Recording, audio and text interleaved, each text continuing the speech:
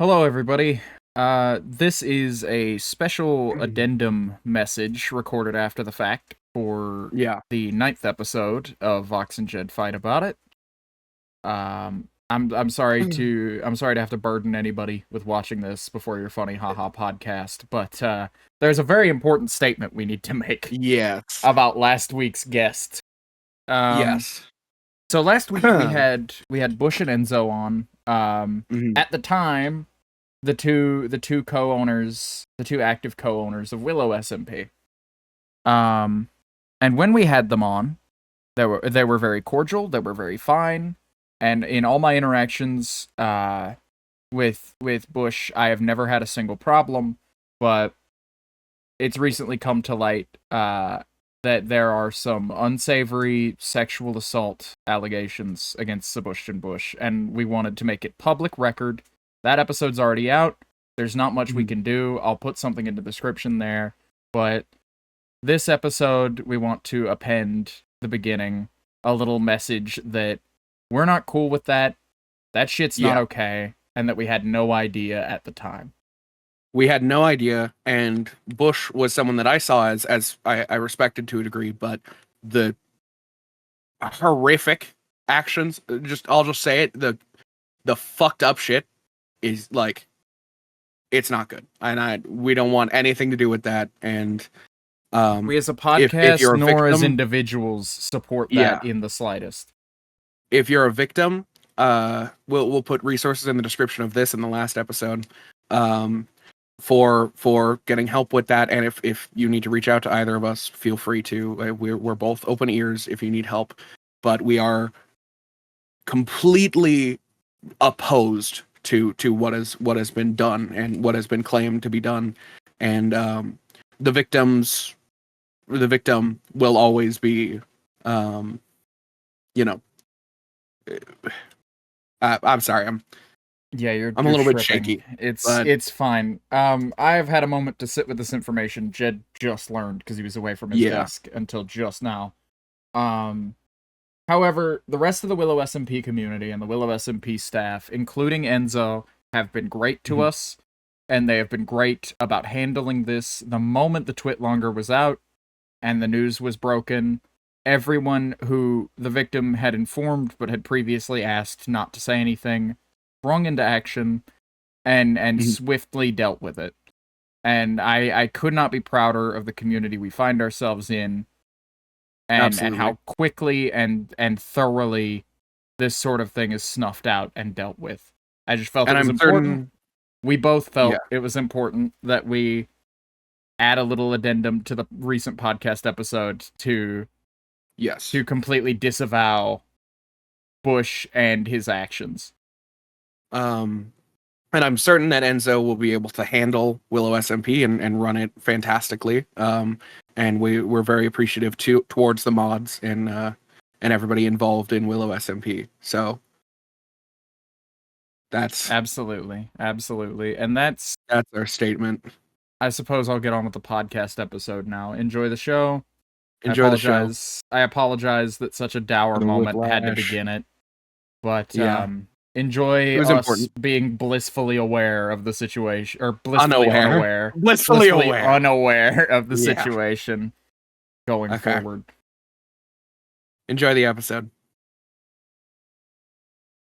Hey, everybody, and welcome into this week's episode of Vox and Jed Fight About It. We're on episode number 9 now, and it's just me and Jed this week, just hanging out, no guests.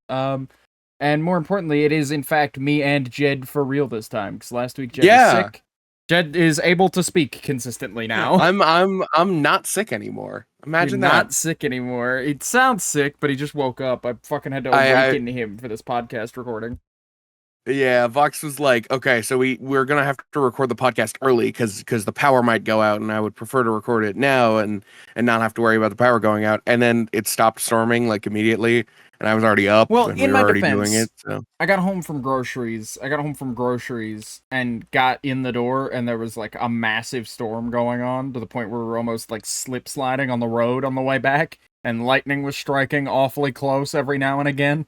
And then I step in the door, and the first thing I see is the lights starting to flicker for a minute. and then they stopped, and it just didn't happen again. And so I was just like, that's when I sent that message. Was instantly. I was just like, we should probably record the podcast soon. I don't know how much more time I have, you know. And it's just like, and it was just like, I'd rather get it done now, because it's like, I'd rather not record it tomorrow, because the upload time, we'd have to get up at like 9 a.m. to finish the show and then do a 2-hour YouTube upload, a 2-hour video upload to both platforms in time, you know? Mm-hmm. Yeah. No, but by the time that the storm stopped, I was already up, and it was like, you know. Yeah. And really, we're only an hour early now to our recording Yeah. time, so it's like, we didn't even really save that much time in the end, because I didn't know Jed was getting up from a dead sleep, or I just would have Got said, up fuck it, from- we'll ride. Yeah. Got up from a dead sleep, and then I had to use the restroom, and then I don't know. I had to go downstairs and change my bandage because I am a Yeah, very what happened? You were accident-prone talking about that. I last night, you won't Mhm. fucking believe this. So my mom has this thing, and it like cuts apples. I don't know what it is. It's one of those, not, like, slicers. Is it's it one of the not ones that, like, quite, has the core? Like, it cores the apple for you and everything? not quite. It goes in like a little box thing. I don't know. It's one of those like as seen on TV things. But Oh. those blades are razor fucking sharp. Yeah, And it the takes a lot to front cut side through of a the fucking blade, solid apple. the front side of the blade and the back side of the blade look fairly similar. They have a guard. Whoever had put it away put it guard on the wrong side. Oh, So well, that's not your fault. it's That's just not you being razor up. accident prone. No, That's it's just not. that's just like a blade being left open in your home when you least expect. And it gets even worse. So I was going Does to it make get rice worse? last night. And I go and I grab the rice cooker out from under the counter, and I reach out and I grab the bowl out from it, and then we store the cord by like the heating cable, the cord and some other accessories by like the heating cable. Right. So I take out the bowl, and then I reach under this steaming basket that's there to try to get it out of the way so I can get the cord and get everything going. Mm-hmm. And I reach under the steaming basket and feel my finger slice completely, and it hits that bone. And I go, Ooh. oh, There's I like no actually feeling like went it, into dude. shock. There is no feeling like having something touch your bone through the meat. Like, get straight through the meat to your bone. I've had that happen, like, one whole time, and it was like it wasn't anything like a slice, it was a prick. Like, I managed to, like, prick my finger with a knife just right to where it, like, jabbed right down in there. But it was, like, at the very tip of my finger, so it was fine. I'm the worst about my fingertips. I hope I never have to be fingerprinted for fucking anything, because they're just gonna get partials. They're just gonna get partials because I work with, like, hot materials when I 3D print, so I'm very prone to, like, burning the tips of my fingers that way. What's the not bad one? First degree burns? Aren't first degree burns the ones that you can just, like, let sit, where you don't really rub any flesh off as much as just, like, it's just kind of an owie for a minute. But yeah, like, it was something like that where I know the fingerprint is damaged. I know that for a fact because there are, like, changes in texture on my finger where it's, like, smoother, where I've burnt it off.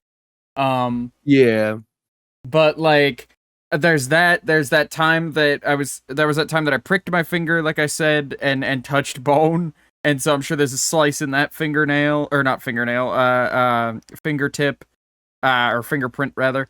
And then there's that time that we were going to stream a game, and I had to, like, completely redirect my stream to, like, something I could play on controller because I was cutting potatoes, and I fucking I sliced, like, the entire tip of my finger off. It was just enough of the tip that it healed itself over, and now my finger, like, is weirdly shaped if you look really close at it, you know?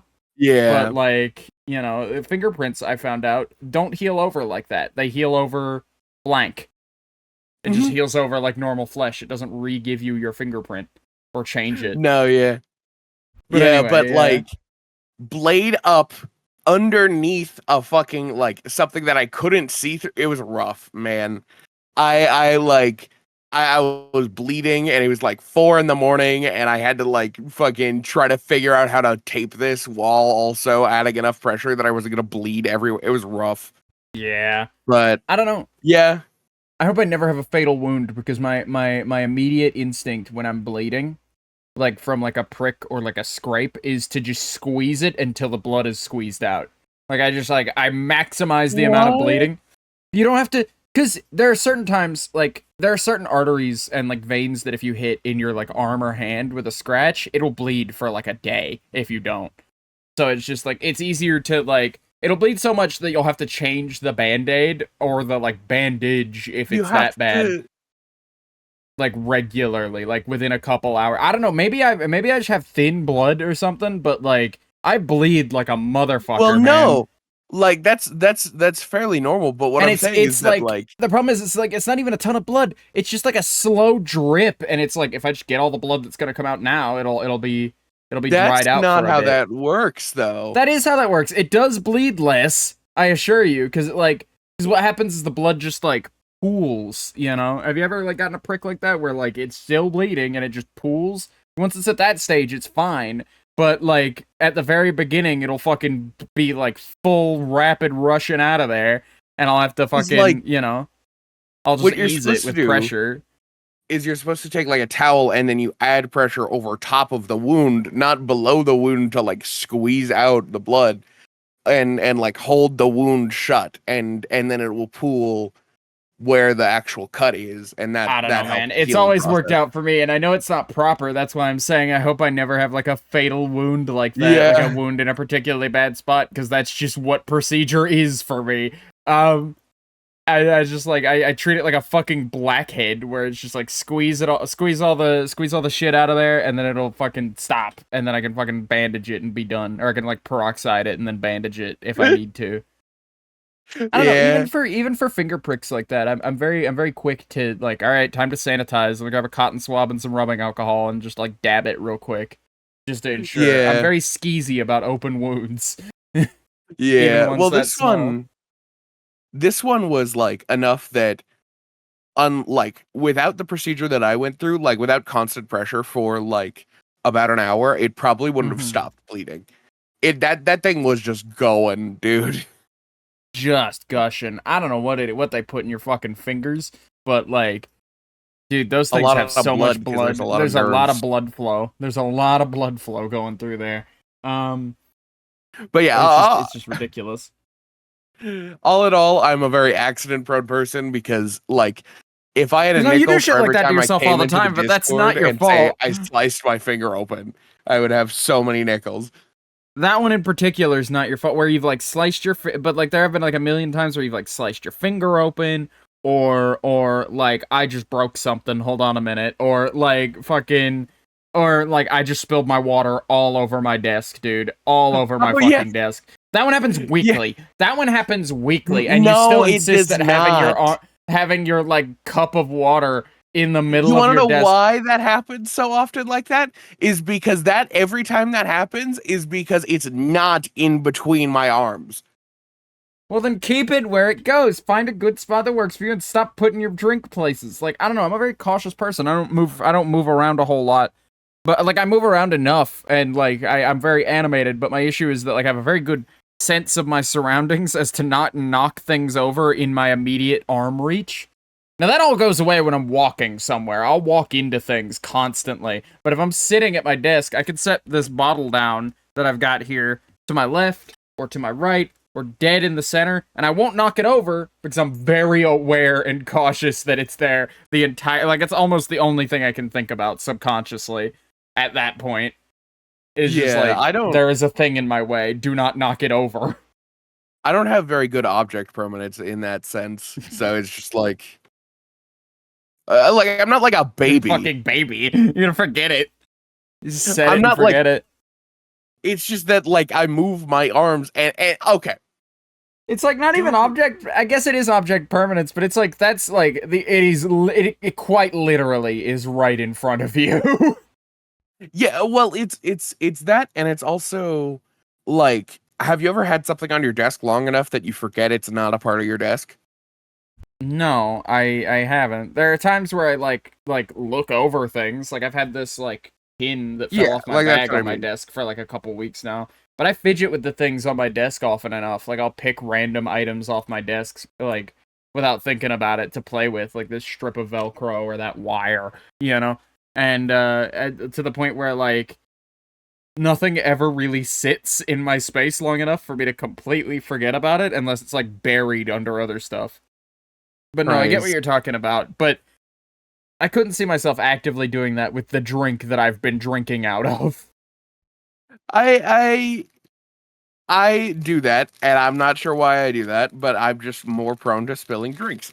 I would like to say it's because I've got like I don't have an Because you said excuse you for drink that. out of tumblers, right? Then how the fuck are you spilling it everywhere? Those seal so that you can't spill them that easily. I've had a full tumbler fall up. Put a fucking lid on it! What are you doing? I can't find the lid for the tumbler that I use. Okay, so audience, for a minute here, let me fill you in on just exactly this. All right, we had a big conversation the other night about how Jed will take like an hour to go and get a glass of water and come back, and he's like, "Well, I have to wash out the cup," and it's like, it was water in there. You don't have to wash it out; just put it in the dishwasher every now and again, or like trade the cup out. And he goes, "What do you mean trade the cup out?" And I go, "Grab a different cup from the cabinet." And Jed goes, "I have one cup. This is the only cup I use. I sit and I hand wash it and I use it again." And it's like, that is so inconvenient. Why don't you at least have two so that you can like have one clean constantly so that when it needs washing, you can, you know, set the other one to wash at your convenience or run it through the dishwasher and then grab the other one. And Jed goes, "I don't know. I mean, I just like, cause they're expensive. They're like $40 a cup." And I go, $40 a cup? And he goes, "Yeah, I only drink out of tumblers. That's what I like. I like my tumblers because I live in Arizona and it gets like 100 degrees regularly, like in and outside of my home. So it's the only thing that can really keep my drink cold the entire time I'm drinking it." And honestly, I argued with you past that, but I don't think it was a fair argument because it's like, yeah, you know what? At that point, you kind of do. I kind of get like needing a tumbler. But, you know, the issue is, all of that ability to keep a drink cold is completely negated if it doesn't have a fucking lid on it. It's at least half as effective. It's at least only half as effective that way. Like, you might as well just be drinking out of a regular glass with, like, a koozie on it. You know? No, not really, because, like... so I'm like, I'm baffled here. Like, the top isn't necessarily where heat rises, you know? So, like, it keeps the cool in.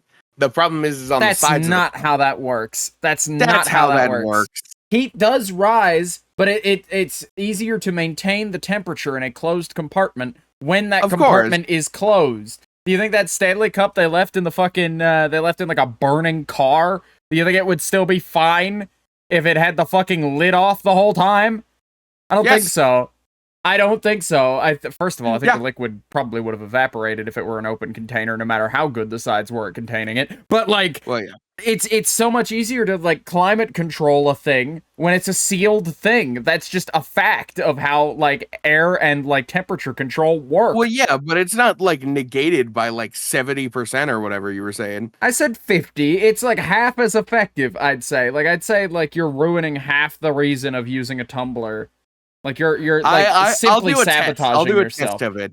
You should do a test of it. I want you to put ice water with like an equal amount of cubes in both of them, and then fucking like set them out on the counter and check one with a lid, one without a lid, and then a control cup maybe also that's like just a regular glass, and just see the temperature difference between the. Because I assure you, because I know how it is when you're using a slightly shittier version of a thing, where it's very easy to use it and get it into your routine and just go, nope, that's just how effective this thing is. And I'm sure it's fine. I'm sure it does a fine job like insulating 25 hours. Like, I'm sure it does a fine job insulating your drink. I just don't think it's as good of a job as it could be doing. You know, I think it's partially negated, like, by the fact of having to do that. You know. Yeah, I don't know. I like my tumblers, and I don't like my lids. Because tumblers are nice. Tumblers are nice. They're a bit big for me. I like drinking out of tumblers, but I don't like lugging them around, and I don't like having them in my workspace. Like, I don't like the amount of space a tumbler cup takes up in my fucking area, because they're like damn near like a foot tall, and well, I drink a lot of water, so I need it. And like 6 to 8 inches in diameter at the top. And so it's like, dude, why is this fucking cylinder here? I just need water. Like, a bottle of water takes up so much less space, and I'm able to at least temperature control enough, or maybe because I drink fast, maybe because I, like, go through a bottle of water in, like, half an hour, that it's, like, barely room temperature by the time I finish it, you know? But So, also, like- like, the other thing is that, like, I want to get, like, as much water as I can when I go downstairs, because it's, like... Yeah, because the you don't want to decent make distance. constant trips back and forth. And Jed, might I propose to you, I know it's expensive. Getting a mini fridge in your workspace, it genuinely is such a boon, because I live in such a small space that I might as well have a mini fridge in my workspace. It's genuinely such a boon to be able to, like, get up and walk, like, 10 feet and grab a drink and then walk 10 feet back, you know? Problem is that I would have to, like, load it up with drinks is my main issue with mini fridges. No, you wouldn't. Keep the Um, cases beside the drink thing. Keep, like, the cases beside Well, the no, fucking thing, and then you can refill it. Like, just keep a case on the ground by it. I just mean, like, I have a very difficult time, like, being the type to purchase something that's already in my home type of thing. So it's like I don't drink sodas either. So like Oh, you I don't drink I have sodas. one of those But, things. like, fuck, Arizona's are tall boy cans, aren't they? Fuck. They are. They don't fit in those, like, can hoppers, because my mini fridge has, like, a can hopper on it that can hold, like, 6. And so, like, I fill it up once every, like, morning or evening, give or take, and then I have, like, 3 sodas a day, and then my husband has, like, the other 3, typically, so there's 1, maybe none in there by the time we're done for the day. And so it's like, oh, there's only 1 soda in there, and I've got a minute anyway, I'm just gonna refill it, because the drinks are right here beside it, you know? It's not a hard thing to upkeep once it becomes part of your routine. I think that's the difference, is you can't organize things into your routine. And as much as I have a hard time putting a thing into my routine, like, I don't think you have a routine, first of all, because your sleep schedule alternates so often. But as much as I have a hard time, like, adding a new activity to my routine, once it's firmly in my routine, like, once I've been doing it for, like, 2 weeks, if it's a daily task, like, I'm doing it for the rest of my life. It's part of my... It's gonna be harder to get me to stop doing it than to get me to do it every day, you know? Yeah. I'm such a routine-driven person. I am not. I used to be when I was a kid. Mhm. And then I stopped. And that's honestly kind of helped me. With my anxiety of just like I'm just, you know, Going with the flow I'm of it. able to go with the flow. Yeah. It's not so much like, dinner has to be at 8 p.m., and then I have to brush my teeth at 9 p.m., and then I have to grab a shower and be out by 10 p.m., and then I can get in bed before midnight. It's not that anymore, as much as it's just like, yeah, I need to get food, brush my teeth, get a shower, and go to bed, but I can do those whenever the fuck I want. You know, I'll just squeeze them in when I have a minute. But the problem is, when you have a minute is, like, insanely inconvenient for the world around you, is the issue. Yeah. It makes being your friend really hard, because it's just like, it's not just like, because, like, normally I look over at my phone, and I guess everybody's on my schedule is the thing. Like, pretty much all my friends, by virtue of I've met them while I have this sleep schedule, are on about the same sleep schedule as me, so this is an issue I run into often, where it's just like, I don't want to call him, it's 9 p.m, he's probably, like, getting ready for bed, you know? Or, like, I don't want to call him, it's 9 a.m, he's probably getting up and getting breakfast right now. With Jed, it is genuinely a coin flip whether he's awake or not. Even if he was awake yesterday at this time, like, Jed was up at, like, what, 4 p.m. yesterday, and, like, 7 p.m. today. Well, to be no, not necessarily. I woke up and then I texted you and then I went back to sleep. Like, and I woke up due to an alarm. But like today my alarm was set for an hour from now. Yeah, about An hour from now? Or an hour from... Oh, sorry. An hour from I was when gonna say, because you would up. have been late for the recording. Yeah, no, I set it for 7 p.m. Because Jed will be awake. What'll happen is Jed's sleep schedule gets so fucked, audience. I need you to hear this, listener. Jed will suddenly he'll have he'll finally land on the perfect sleep schedule where it's like Jed is waking up around the same time everybody else does in the group, and then Jed is hanging out. Jed's very available, very alert, very capable, and you have to capitalize on that time while it exists, because sometime between the next day and 3 weeks from now, he's going to decide to just not go to bed one night. He's just going Not to decide. because half of the time it is like an insomnia thing where it's like, yeah, I was up an extra couple hours last night. But when you have not gone to bed, when I leave and you're playing Cookie Clicker and I come back in 12 hours after sleeping, getting breakfast, and getting in the call, and you're still playing Cookie Clicker actively, that is a decision to not go to bed. I don't know what to tell you. So here's what often happens with those And so then it's like Jed is asleep exclusively when I'm awake. And like or like before that happens, or Seal. But before that happens, when I find out that Jed has been up for 12 hours, Jed is like not only up for those 12 hours, he was up the day before too. So it's like, yeah, I'm coming up on being awake a full 24 hours just now. I'm just gonna be delirious and miserable and not up to do anything and not able to hold a casual conversation for the next 18 hours, just generally bumming around here. And then I'm going to pass out and not be able to hang out for the next 6 days because I will be asleep exactly on the opposite schedule from where I am. Because Jed thinks fixing your sleep schedule, like, he thinks, like, staying up to fix it is the way, when it's like everybody else by the age of 12 realized that, like, inching it along is way better than doing that to yourself. You're taking years off your life and it never works. It does work. It works for me just fine. It works for you because you don't have chronic insomnia. Yeah, but you could still attempt, is all I'm saying. When you never leave your desk, you don't attempt to go to bed. You just kind of hang out there. Because I know that if I go to bed, what's going to happen is I'm going to lay down, and then I'm going to lay down, and then I'm going to continue laying down, and I'm not going to sleep ever. Jed, did you know that scientists found a few years ago via a sleep study that lying down with your eyes closed is just as good as getting sleep? Like lying down and like listening to music. Are you telling me you want me to like lay down, eyes closed? I've done that on nights where it's like I have to be up at 8 a.m. There's no way I'm going to bed. For nights And so I'll lie down, I'll lie my head down, and I'll put on like music or a podcast or something that'll get me through 12 hours, and I'll just like sit and close my eyes and like listen to an audiobook or something for a few hours. And then typically I manage to pass out, but even when I don't, I just kind of sit there and just like listen, not even watch, listen to like YouTube videos or something until I feel rested, and then I like get back up, you know?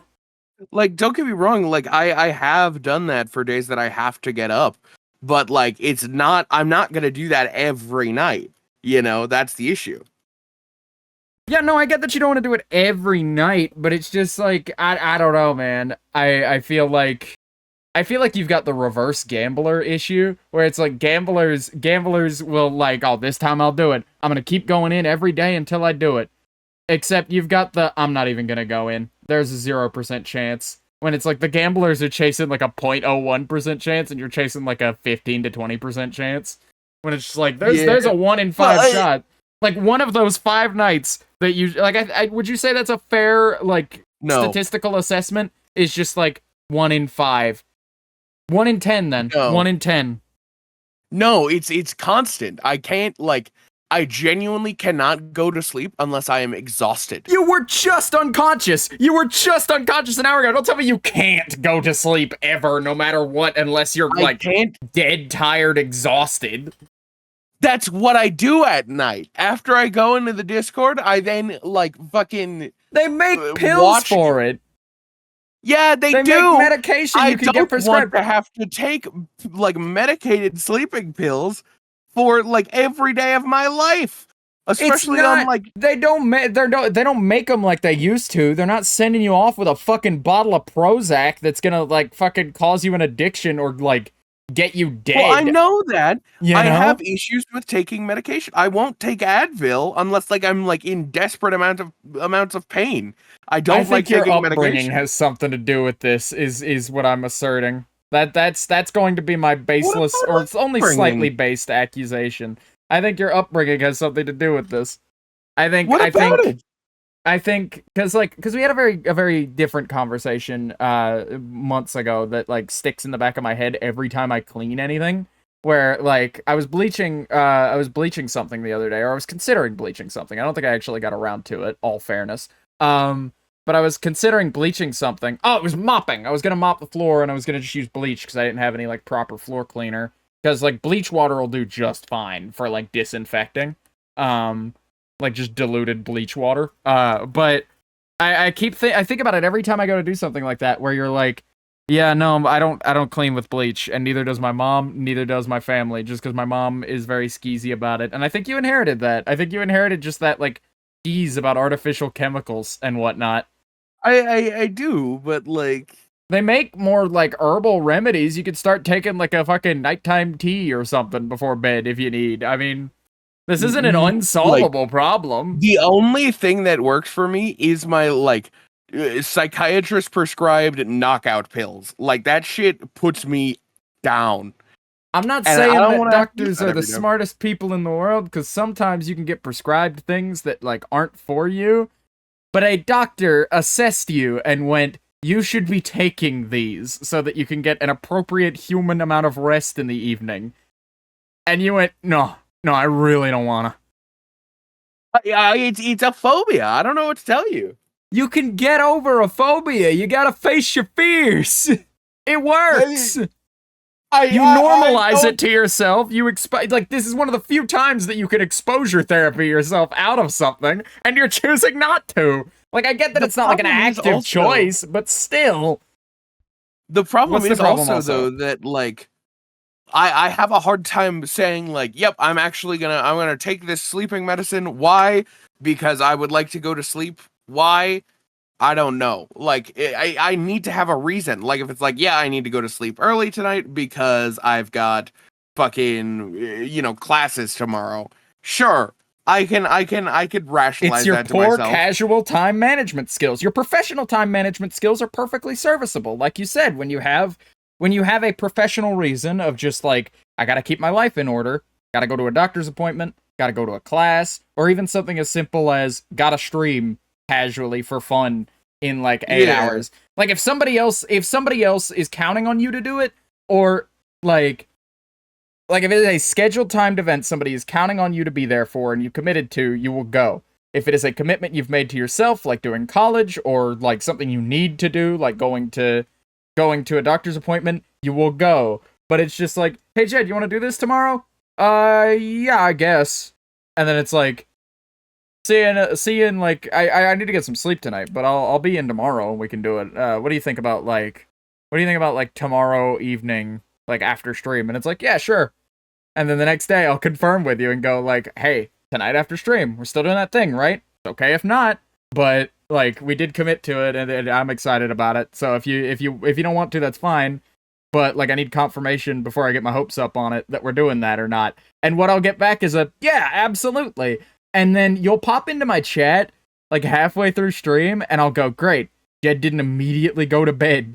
And then I'll like, because that's known to happen. But then like, at the 11 hour or like the 11 o'clock mark, not the 11-hour mark of the stream, Jesus Christ, but at like the 11 o'clock mark, you'll suddenly stop responding in chat. You'll be like, all right, I'm gonna go now. And it's like, okay, that's pretty typical for Jed to dip out after a few minutes. And then I'll hop in the call after, and Wivey will be there, and I'll go, hey Wivey, where's Jed? And they'll go, because like we were supposed to do a thing, and Wivey will go, oh yeah, Jed told me to tell you that he's gonna he's gotta like run some errands real quick. Like he's like just around the house. Like he's gotta like fix a shelf and grab some water. Not even fix a shelf, but like grab some water, go to the bathroom. Just some very innocuous activities that might take you 20 minutes tops. Mm-hmm. And then Jed will like burst into the call like at no like around anywhere from 45 minutes to 2 hours later and go, oh my god, I'm sorry, time got away from me, I had no idea. Like, and it's not even like, I don't even believe it's conscious. I don't think you do this intentionally at all, but it's just like, and when it's like Jed went to sleep, I almost have a harder time saying anything about that, because it's like, yeah, it kind of sucks Jed bailed to go to bed, but like, I probably would bail to go to bed too if like I couldn't get a good night's sleep ever, Yeah. Like I feel less bad about that. But then it's like, what were you doing? Oh, just kind of standing around. Like I paced back and forth in my kitchen for 45 minutes, talked to my mom for 10, and then went to the bathroom. I didn't even get the water I was gonna go get, and it's just like, Jesus Christ. And then like 10 minutes into whatever activity, you're like, I have to go get water. Sorry, I'm like absolutely like thirsting to death here. I'm going to dehydrate. And it's like, go grab some water real quick. Go.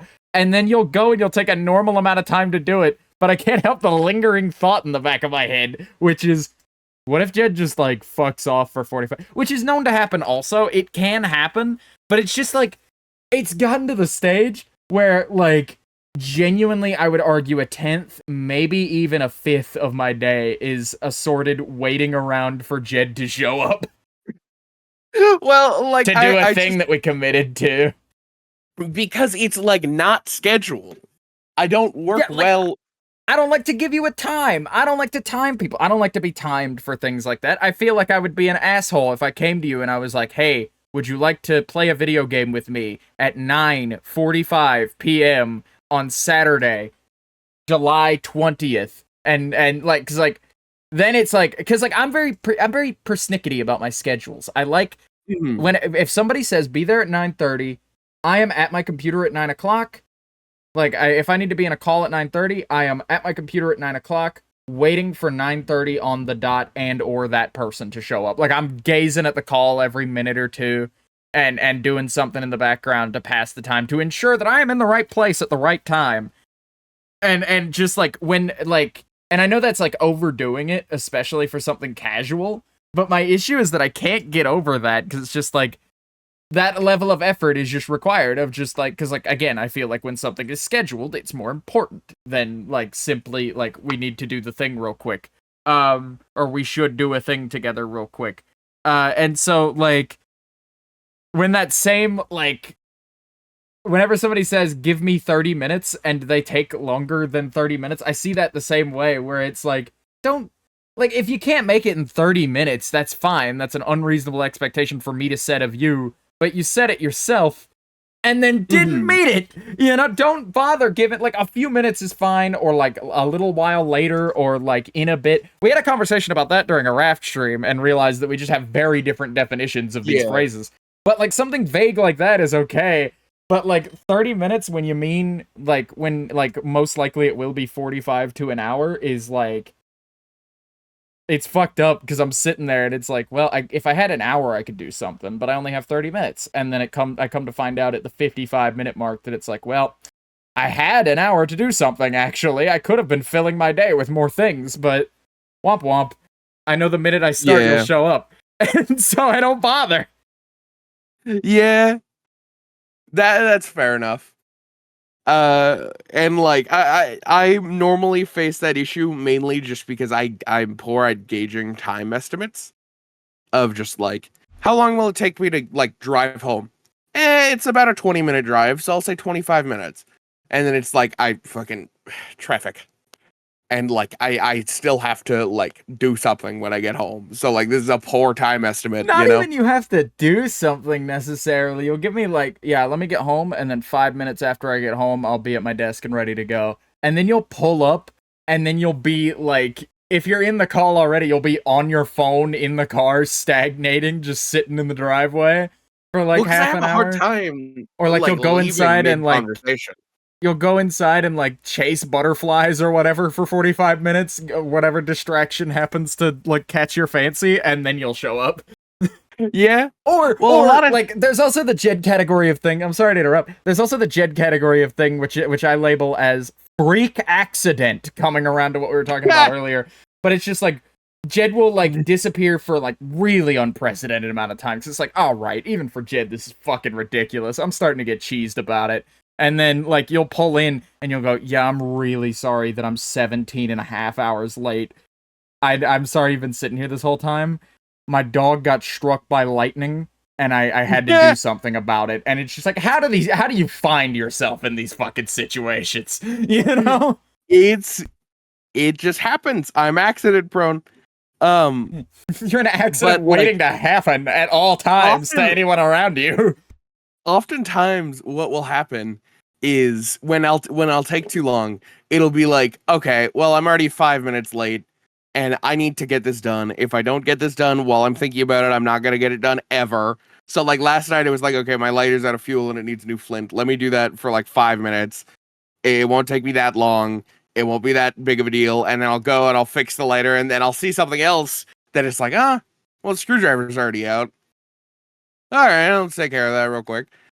God, you are impossible, because it's not even a real quick. You'll get distracted, so you'll be like one rock in. You will have the polish in your hand. You'll have like the wax in your hand and have a rock in your hand, and realize, oh, I gotta be somewhere in 5 minutes.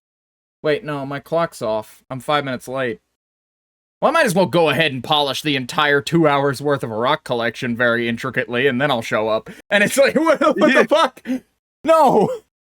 Like, I've noticed your barometer for starting an activity is different than mine, too, of just, like, if I say I'm gonna do something, and I am, like, my hand is hovering over the button mentally to, like, that's, like, do activity, you consider hitting that button to start. I don't consider myself mid-activity till I'm, like, up and doing it. Like, I gotta be, like, actively doing the thing before it's like, well, I'm actively doing the thing now. But I just, like, I prevent that in myself, because I don't start an activity if I got places to be. I get, like, that decision paralysis of just, like, well, I got places to be in, like, an hour. I can't do shit until that's out of the way, you know? Yeah, God forbid I be expecting a package or a phone call either, dude. Jesus Christ, that will take my whole day away, because it's like, it won't show up till, like, 9 or 10 p.m. somehow. And it's like, well, I wanted to be ready to sign for it so I could get on with my fucking day. Anyway. Yeah, I just like to take care of things when they happen. That's part of the thing that happened with the, like, go with the flow, is just like, instead of having to worry about something breaking at some point, it's just like, it's fine. I've learned to deal with it when it happens, and that kind of went too overboard, I guess. Of just like, yeah, because you deal with my lighters out of flint with the same urgency you would my house is burning down, and it's just like, you don't got to do it right the second you notice. It's fine. It's a thing that will sit on your desk and be all right until, like, you know, because I know how much of a pain it is with something like that, where it's like, fuck, I forgot to do that, and now it's time for me to use my lighter. So I guess I gotta fucking do it now, you know? Like, that feeling sucks ass. But, like, I don't know. You could fucking fix some stuff, you know, as it comes, you know? And then some stuff just doesn't warrant the immediacy of it. Yeah. Because, like, I have activities like that where it's like, no, I do have to do this right now or I'll forget. But most things can wait, you know? Yeah. Yeah, like, that's like everything in my life, though, is just like, I've dealt with being forgetful, so it's just like, I'll do it when I have a moment. Yeah. No, I get you. I'm glad we spent the last, like, 40-ish minutes arguing, so that, like, we can, like, for once on this show, quota. we can live up to our Vox and Jed fight about it name, the show where we agree on almost everything universally. Yeah. God. But no, the cups. Set up, like, arguments per episode. The cups. Don't forget about the fucking cups. What about the cups? The fucking control group and the fucking, like, little fucking thing we set up. We're gonna have to report back on that next week. Fine. If you have a spare tumbler with a lid, that is. Because if you don't, then, it can wait. The same tumbler. Oh, you could do the same tumbler. Yeah, you could just, like... But then you'd have to find the lid. And then, like, argument is moot, because why the fuck wouldn't you use the lid if you found the lid? Well, like, the argument for me isn't that, like, it's moved away from, like, I should be using a lid, but I'm not. It's moved away from that to just, like, now fucking, it's about proving a point. Yeah. It's not 50%. What the fuck? Now you make a good point. Of course, I'm exaggerating and oddballing. If I had to put a real figure to it, I'd say about a third. I'd say about 33.3% efficiency. Like, I think the you're understating the quality of the lid and the amount that it adds to the product. Plastic. It's plastic, but it's got a rubber seal. It still seals it, right? Like, we're talking about a full metal tumbler where, like, what do you mean the lid is plastic? I mean, the lid is plastic.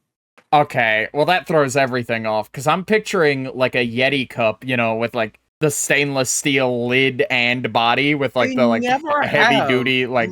stainless steel lids. This one does. The one that I have currently, not in my hands, but like within grabbing distance, does. I'm looking at it. It's just as metal as the body of the cup. Okay, so we're thinking about like, because they make cheaper tumblers like that. I've never seen a tumbler. I've with only a ever metal seen lid. ones with the metal ones. Like I've only ever seen people buy the metal ones. Because why the fuck would you like pony up for a tumbler and get a plastic one? Well, no, it's a plastic top, but like. Well, yeah, but like you might as well go the full route if you're gonna get a big metal cup. You might as well get a big metal cup. Like, I don't know, man. These things should be considered a weapon when full, because it's like this thing could Take like a photo of what you're looking at. this thing could concuss it. We'll talk about it after the show. I'm not gonna stop the show to like get up, walk away, and grab it because like I can see it. Oh, I from didn't know. here. You said you I had could it on see your it from bed. here. No. I could see it from here. It's over on the shelf. I could see it from here, but I'd have to like take a minute and go and grab it. Because like every tumbler has just like a generic plastic lid. Okay, because that throws the whole thing off balance. Now I see why you think what I we're was saying talking was about fucking two different ridiculous. cups. Maybe, because I'm thinking of like the traditional like Yeti, like Stanley, like cup thing, you know, with like the straw and the metal lid and the fucking, Yeah, you know. those don't have fucking. Are you talking about the ones with the handles? Yes, that's what we're Okay. talking about here. Yeah. Then why? Like I looked it up on Google. I can't find a one with a metal lid. I don't know. I'll show you later. I'm not sure what brand the one we have is, but I've definitely seen like multiple big brands have these. So maybe it's regional. I don't know. Maybe it's some like regional safety standard or something. I don't fucking know. But the straw is like a plastic. Obviously, it's not like a metal straw. It's like it's like a heavy duty like rubbery plastic, but it's a plastic. I don't know. Sound off in the comments, viewer. You like cups? You got a preferred cup brand? You guys got plastic or, you know, whatever. Maybe I'll finally use that, like, Spotify ask a question to your audience section that it gives you to link a question or a survey to the episode. Do you like cups?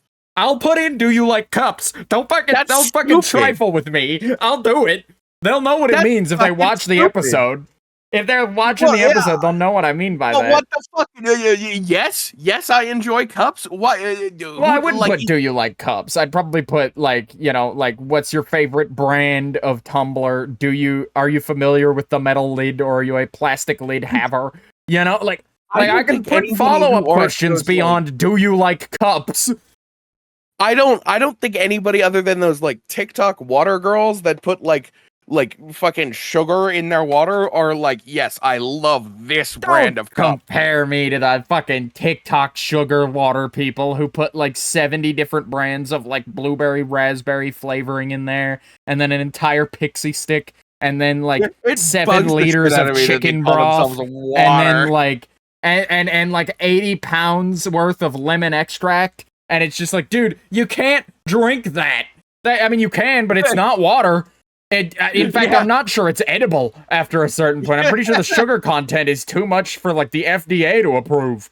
Like, what are you doing? Yeah, it's insane. Those people are ridiculous. I don't think anybody other than those people have like a favorite cup brand, because who the fuck pays that much attention to their cups? I pay attention to the cups, but I don't pay attention to the brand. I'm not buying a Yeti. I'm not buying a Stanley. I'm just like looking on the shelf and going like, that's a nice enough cup. Aluminum base, you know, pretty good insulation. Says it'll hold for like 30 hours.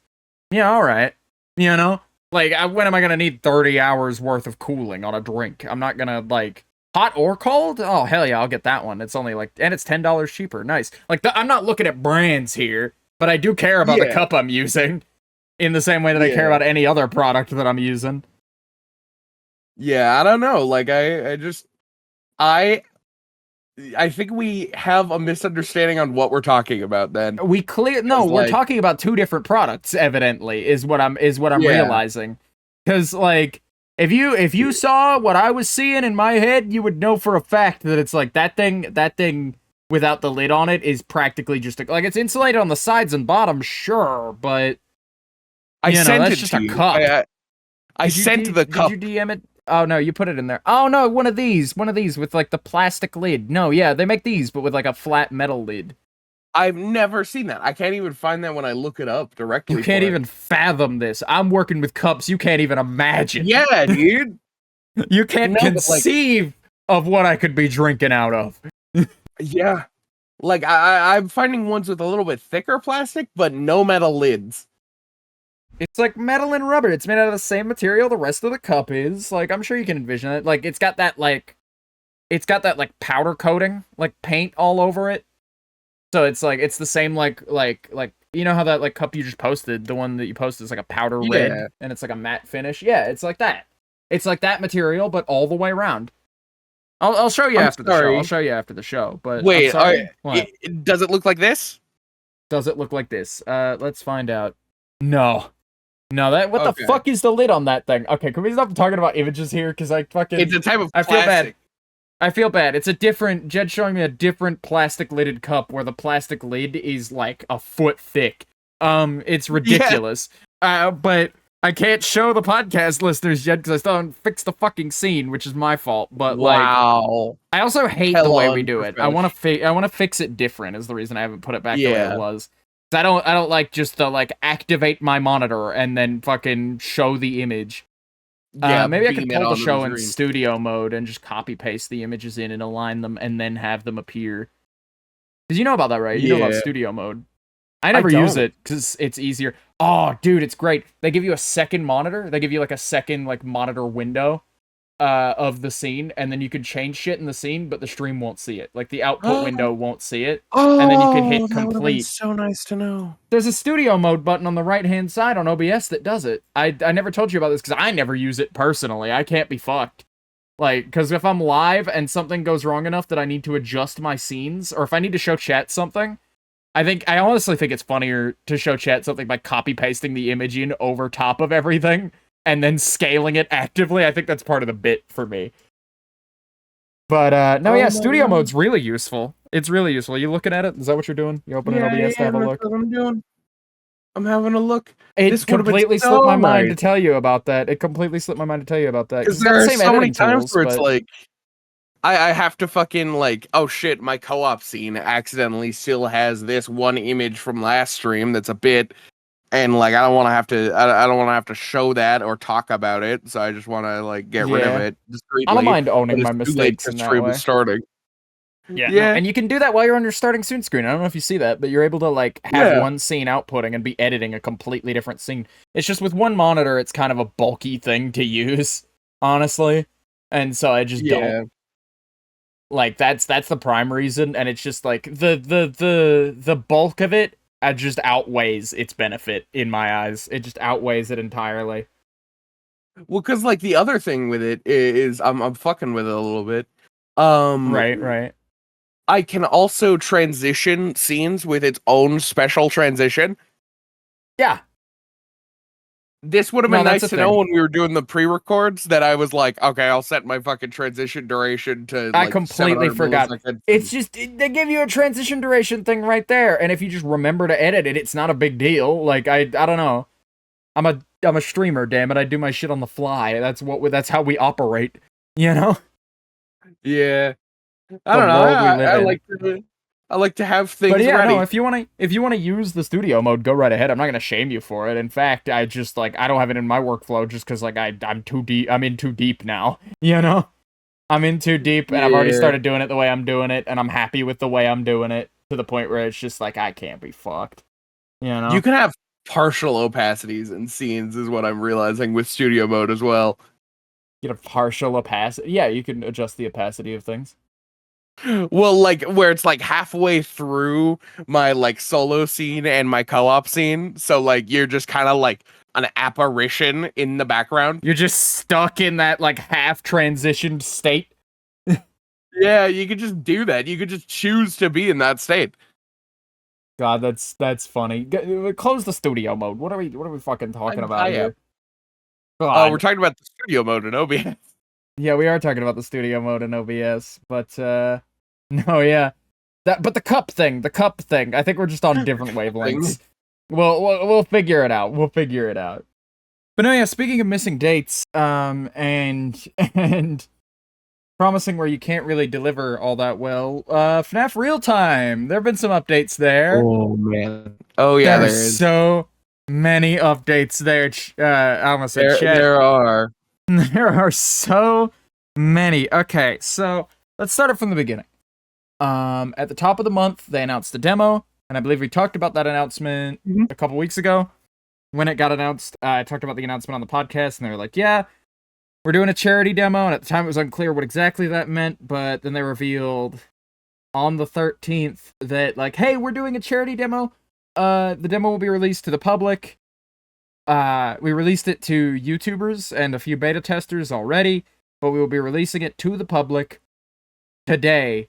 If exactly when this hits, I believe $4,000, maybe it was $3K, but it was somewhere in the 3,000, 4,000 range. It was like, hey, once we hit that number for the charity, if they hit that number, as an incentive, don't donate because you want the game, donate to the charity for the charity's sake, please.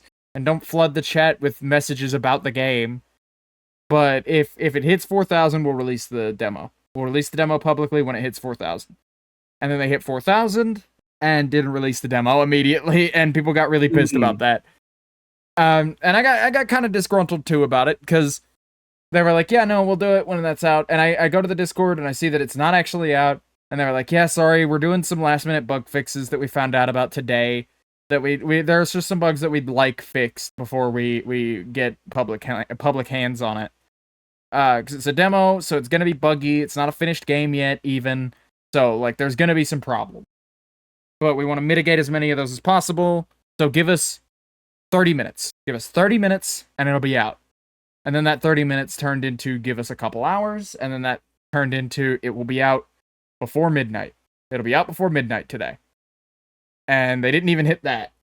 Even if you consider from PST time, they released it at, like, I believe, like 3:20 a.m. It wasn't long after midnight in California, but it was after midnight. Yeah. And they got it out, and I played the demo on stream. I really liked it. I thought it was good because they released it like late into the morning on Sunday or on Monday. So I was just like, you know what?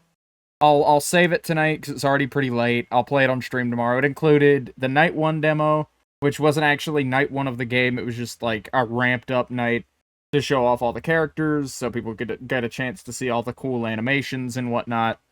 And it was a good showcase. It was a good showing, I think. Of like all the animations. I think difficulty wise it was a little up there, but again, it's ramped up on purpose. So there's not much I can fault them for there. There are a few kind of like botched animations, and there are a few things that need touching. Which, you know, whatever. The animation team supposedly has been done with the game for months, so the animations we were seeing were supposed to be the final ones. I don't know if they're gonna keep messing with those after feedback, but I assume the date for the release date has been pushed back based on this. Yeah. But anyway, they delivered. That was okay. So, they didn't even release it on Saturday. Saturday's when the charity thing was. I missed a bit there where they didn't release it on Saturday. They released it late Sunday. It was 5 a.m. on Monday, or like 3 to 5 a.m. on Monday, something like that. And in local time here, when they originally said it would be out when they hit the goal Saturday afternoon, when the stream would be stopping at like 8 or 9 p.m. So it was like 8 or 9 p.m. at the latest on Saturday was when they were going to release it. And then they needed more time after that.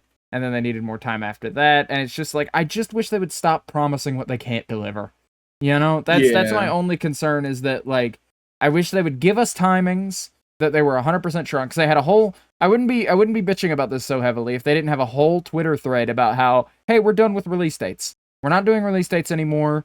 We're not putting ourselves onto dates because, you know, our programmers need time, and they need time that we can give them, but like, it inevitably just leads to everybody on all sides being disappointed when we set a release date we can't hit. So, seeing as we're a small indie team, we're gonna need an unpredictable amount of time. So, like, give us that time, and we assure you we'll have a game out sometime for you. And that was word from the lead of the project, and then they released this demo on a timer and didn't hit that release date either. And it's just like, dude, why give time estimates that you can't hit? You know, I just don't understand why you would do that, especially after acknowledging that it's just bad for all parties, yourself included. You know? So it's just like, why are we doing this? But either way, sloppy decision making be damned. They got the demo out, and I think the demo is fine. I think I do have some critiques, but they're not super big critiques. Honestly, they're nothing that can't be fixed. And nothing that can't be worked on, especially for a game that's still in an unfinished state. You know, and so, like, that's fine. And that's where we were at until Wednesday. The demo makes its rounds. The demo makes its rounds all the way through till Wednesday, and people are enjoying it. People are having fun. I'm seeing nothing but good posts about it, with the occasional ribbing about just like, wow, this particular animation or this particular like image from the game looks like shit, dude. You know, like there were occasionally those where it's just like, wow, this is kind of low effort, this is kind of overhyped. But like for the most part, I was hearing things from people like-minded like me who were just like, yeah, I got my criticisms, but it's fine. It's a fine game. And then the creator of the project, the head of the project, Taran, decided to get on the internet and say, like, reveal to us that not only have they been receiving like a shitload of flack, which they can handle. They've like said in the past that like, yeah, no, that's just what being on the internet is. I've come to acknowledge that. I understand it. And it's like I knew what I was getting into by putting myself in the public eye, and frankly, I thought it would be worse. So we're fine. You know, we're fine here. As long as nobody's attacking anybody else on the team, it seems like it's mostly just directed at me being the face of the team, and I can lightning rod this situation. I can take it. You know? And then he posts on the real-time Twitter, hey, I just received in my DMs images that are gore photos of a rape victim, completely unrelated to me, you know, just independently, simply because we're working on FNAF real-time. Yeah. Which is fucked up. I don't feel like I need to say Horrific. that. Like, I don't feel like that needs saying, but it's insanely fucked that that's the case, you know, that's something that someone thought was a reasonable act. And he was like, yeah, no, there are some things that are just too much for even me. I need to, like, between that and all the, like, bad press we've been getting, like, as a project, I think I need to step out for like an undisclosed amount of time. I need to go on a hiatus. The project won't stop, but my involvement with it will be very, very limited. I'm going to be passing like the project off to the like rest of the team and redelegating, and then they can handle it from there. And I'll step away, you know? And it's like, that's fair. That's all right. Everybody has their breaking point. What this means for the release of the game, I have no idea, and frankly, that's not my chief concern. My chief concern is that, like, what the fuck, man? Because now it's evolved. Even it's gotten worse than that. It's gotten worse than that. This raid group that got involved with this and sent that image. Apparently, they have some insiders into like the Discord, and they've been like contacting people who've been like publicly associated with the game by playing it on their like YouTube channels or whatever, or even on their Twitch streams. And they're starting to, like, dox and send, like, those same gore images out to all of those people, too. Jesus. Which, you know, puts me at risk, but not really. There are bigger fish to fry here, so I don't really... Yeah. I'm not saying I'm untouchable, I'm just saying why the fuck would anybody want to touch little old me when they could be going after, you know, much larger, more prominent figures. Yeah.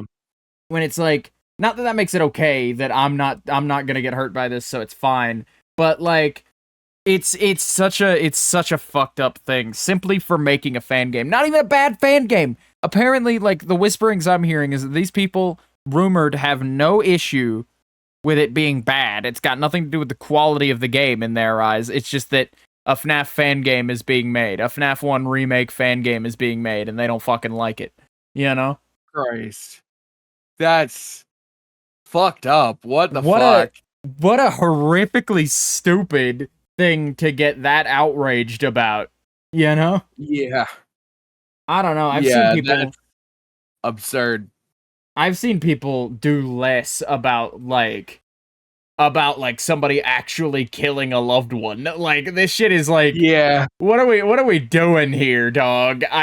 Why do you care that much? Yeah. It's just such an absurdly fucked situation, and I feel really bad for the devs, and I feel really bad because I've been very critical of the devs publicly for FNAF Real Time. I've been pretty critical of them in just like the not meeting release dates thing primarily, and also they're like, again, I have my critiques of the game that I've talked about openly.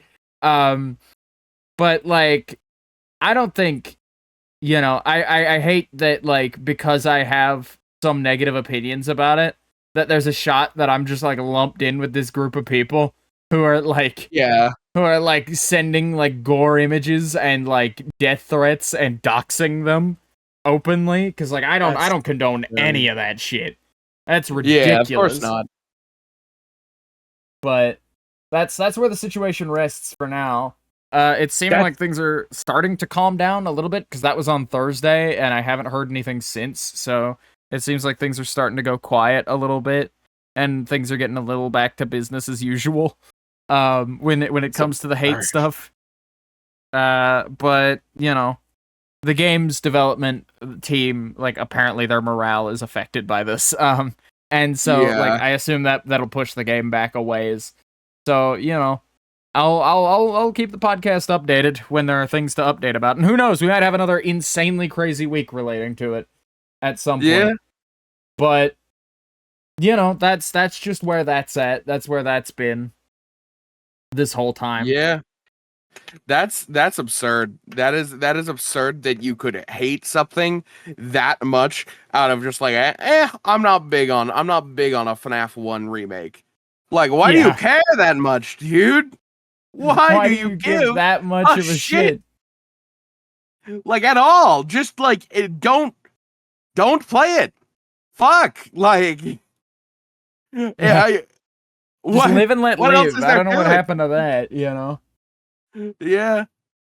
But anyway, that's fucking that's an absolutely like dour thing to slap literally dead in the center of the podcast. But like, I don't know, I've been keeping up with this thing, and I've been keeping the podcast posted on it, and I felt the need to report on that and just make that known that like we got nothing to do with that, and it's completely fucked, and I don't see how anybody could possibly condone that behavior. Yeah. Yeah, that is incredibly fucked up. But incredibly. Speaking of incredibly fucked up, I was learning about things on Twitter or X rather. What were you learning? Brand accounts. Brand accounts are verified accounts that are for companies. Right. But you don't get it by, here's my company, this is what we do, here you go. It is a registered corporation, give me the brand certification. They don't do that. Instead, you pay $12,000 a year to get brand certification on Twitter. And I realized this because some fucker with his private account was just like, yeah, fuck it. Sure. I'll just use a brand account. And I was looking at this and it's like, why is Jim at the weird fella fucking, why does he have brand certification? Why does he get the brand check mark? No, yeah, you could just pay like $1,000 and get that. It's so absurd that like certification, like what the fuck is the point of verification anymore, man? There is no point, and there hasn't been since you could buy a blue tick on Twitter. Yeah, used to be one of my marks of like I've done it, I've finally gained some notoriety, because like the process for getting a blue tick long before Elon was you had to request one from Twitter directly. And not only did you have to request one, when you requested one, you had to supply identification, you had to supply multiple different news outlets writing articles about you. That was one of the things that you had to have to be considered a quote-unquote like notable figure. And that was just their barometer, is they would just like ask you for your other social medias and the numbers there and like the interactions there and like things like news articles and whatnot. and then they would send that over to like to the Twitter team, I guess, and they would verify personally, just like, yeah, all right, this guy can have a blue check mark. Like it was a club. It was like a little club you could get, a pretty lame one. People still hated blue check mark folks even then, but like. Yeah. It was at least there was some notoriety to it of just like, yeah, that's the official like Jack Black account, for instance. I got Jack Black on the brain because of all the controversy with him. But that's the official Jack Black account because somebody at Twitter had to like rigorously examine Jack Black and his account and ensure that it was his, and then gave him a blue check mark manually. Whereas nowadays you could just spend $12, change your handle to Jack Black, and claim that you're a parody account somewhere in like small print on your account, and you'll be fine. Yeah, it won't fucking matter. Who cares? Yeah, no, like check marks are fucked up. But speaking of Jack Black, man, you led me into a place that I want to talk about anyway. Yeah. What a fucking loser at this point. What a loser.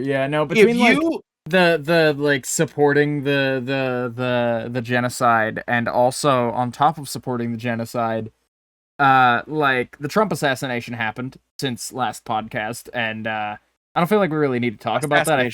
Attempted assassination attempt. Yeah, my bad. I misspoke. Assassination attempt. God, if only. But Jesus, the assassination attempt on Trump happened between this podcast and last podcast, and I don't feel like that warrants talk in detail. I mean, I feel like we've pretty much talked it to death. But then Jack Black, Kyle Gass, Jack Black, the creative partner on Tenacious D and many other projects, made a light joke about it, because it's a big thing to joke about lately, of course, because it's such an absurdist situation. First of all, and second of all, just because it's like, I don't know, man, it's kind of funny to dunk on a presidential candidate one way or the other. They both have it coming. So his ear was grazed, no personal harm done on his part, or to his person. So whatever. But like Kyle Gass made a joke about it in the context of like make a wish, and then he made a joke about it that I will not repeat for the sake of I don't want the feds knocking at my fucking door. Wait, just for a preface, we do not condone the assassination of anybody, especially any political figures or the previous president. But okay, here are two completely unrelated statements. And that'll give our eagle-eyed listeners my thoughts on the subject. I do not condone political violence. I think the idea of just like, I don't like my political opponent, let's kill him, is like, even from a third party who's not technically one of the candidates, is upsetting.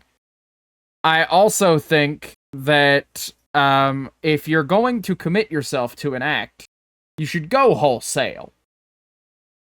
Yeah, I think more people in our country should take gun classes, not only for safety but for aiming ability.